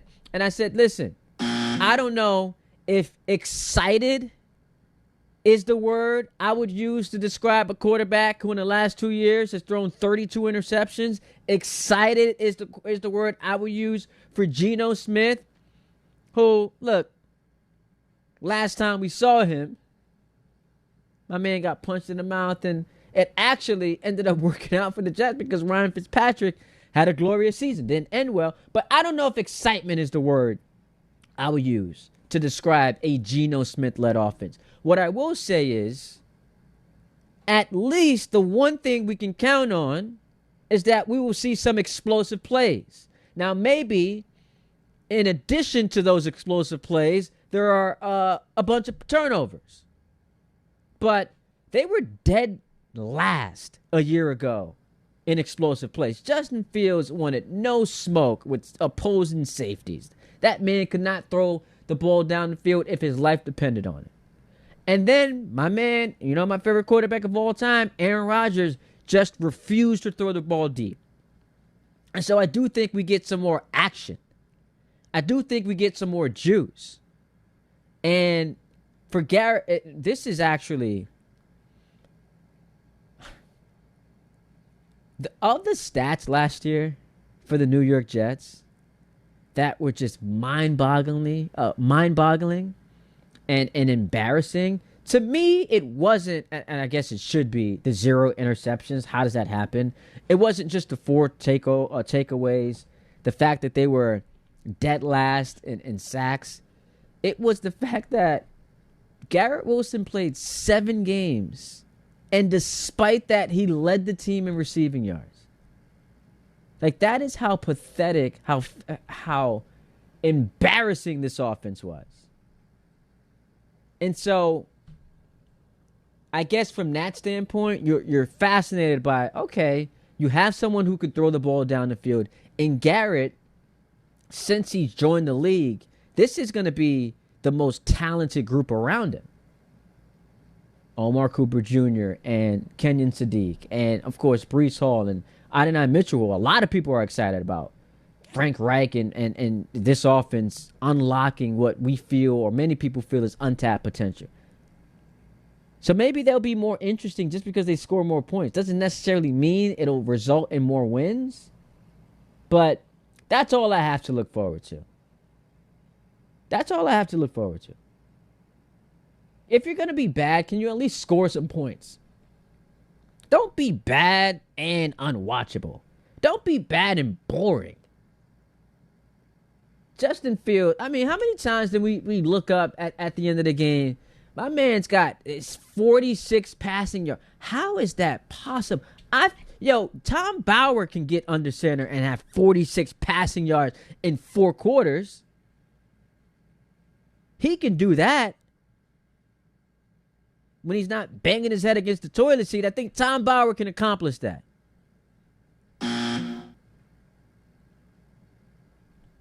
And so for that reason alone is why I go in, again, not expecting much from a win-loss standpoint. I don't believe in a head coach. They're not ending the playoff drought. Shout out to Kyle Brandt. They're not going 9-8, though. It's just that at the very least, they'll satiate my hunger with some offense. We take a timeout. Wrap the show next. Your phone call is right here on ESPN New York. There you were, surrounded by fans. Everybody remembers the game. Nobody remembers the guy coughing behind you. Till a few days later, at 2 a.m., you wake up with a fever and your throat's on fire. Now what? Urgent care? Closed. ER? Slammed. Telehealth? Maybe, but the pharmacy's closed. You needed a medical emergency kit. These aren't first aid kits. They contain essential prescriptions used for over 30 common conditions. Sinus and ear infection, UTIs, stomach bugs, traveler's diarrhea, and more on hand before you need them. Use your doctor-developed guidebook to select the right prescription or call their telemedicine doctor standing by. It's like an urgent care and drugstore at home. When you're sick, traveling, or stranded, you'll wish you'd ordered a medical emergency kit. Order online in minutes and it's shipped to your door. And save $45 with my promo code 880 at urgentcarekit.com/880. That's promo code 880 at urgentcarekit.com/880. Hey! My dad is bringing home the best birthday cake ever! It was my 5th birthday, and my dad was bringing home the cake. Should have been here a half hour ago. The cake never made it, and neither did my dad. 911, what's your emergency? That was the day a drunk driver killed my dad. Daddy? Impaired drivers take lives. Think. Sponsored by the New York State Governor's Traffic Safety Committee. Aired in cooperation with the New York State Broadcasters Association. Tricon Construction is growing across New Jersey, delivering larger, more complex commercial projects with the precision today's developers expect. Because when the timelines, capital, and reputation are all on the line, you need more than a contractor. You need a true construction partner. Tricon brings experienced leadership, disciplined project management, and a team built around accountability and execution. From planning to completion, they build with purpose, professionalism, and pride. For serious commercial projects, build with Tricon. Visit triconbuilds.com. That's triconbuilds.com. Monkey Sports, built by players for players, is your one-stop shop for hockey, baseball, lacrosse, and more.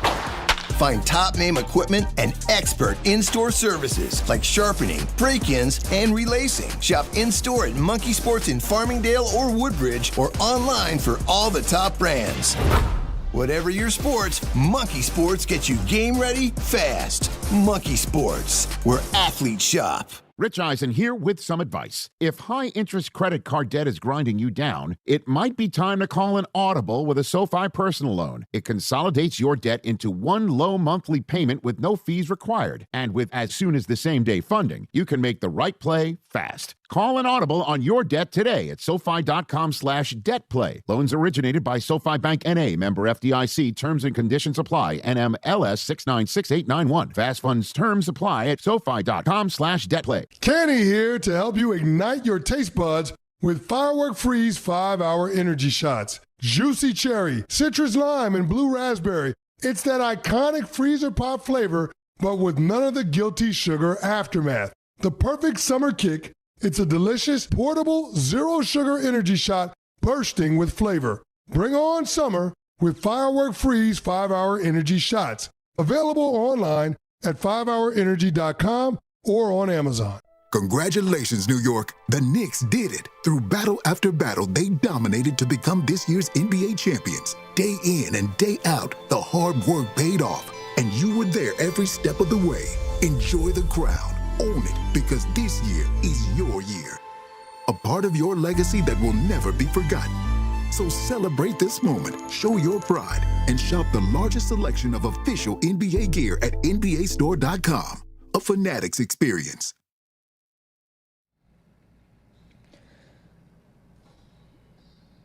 All right, a couple minutes left in the show. My man Michael K back, top of the hour, from a much-deserved vacation. So line them up, Yankee fans.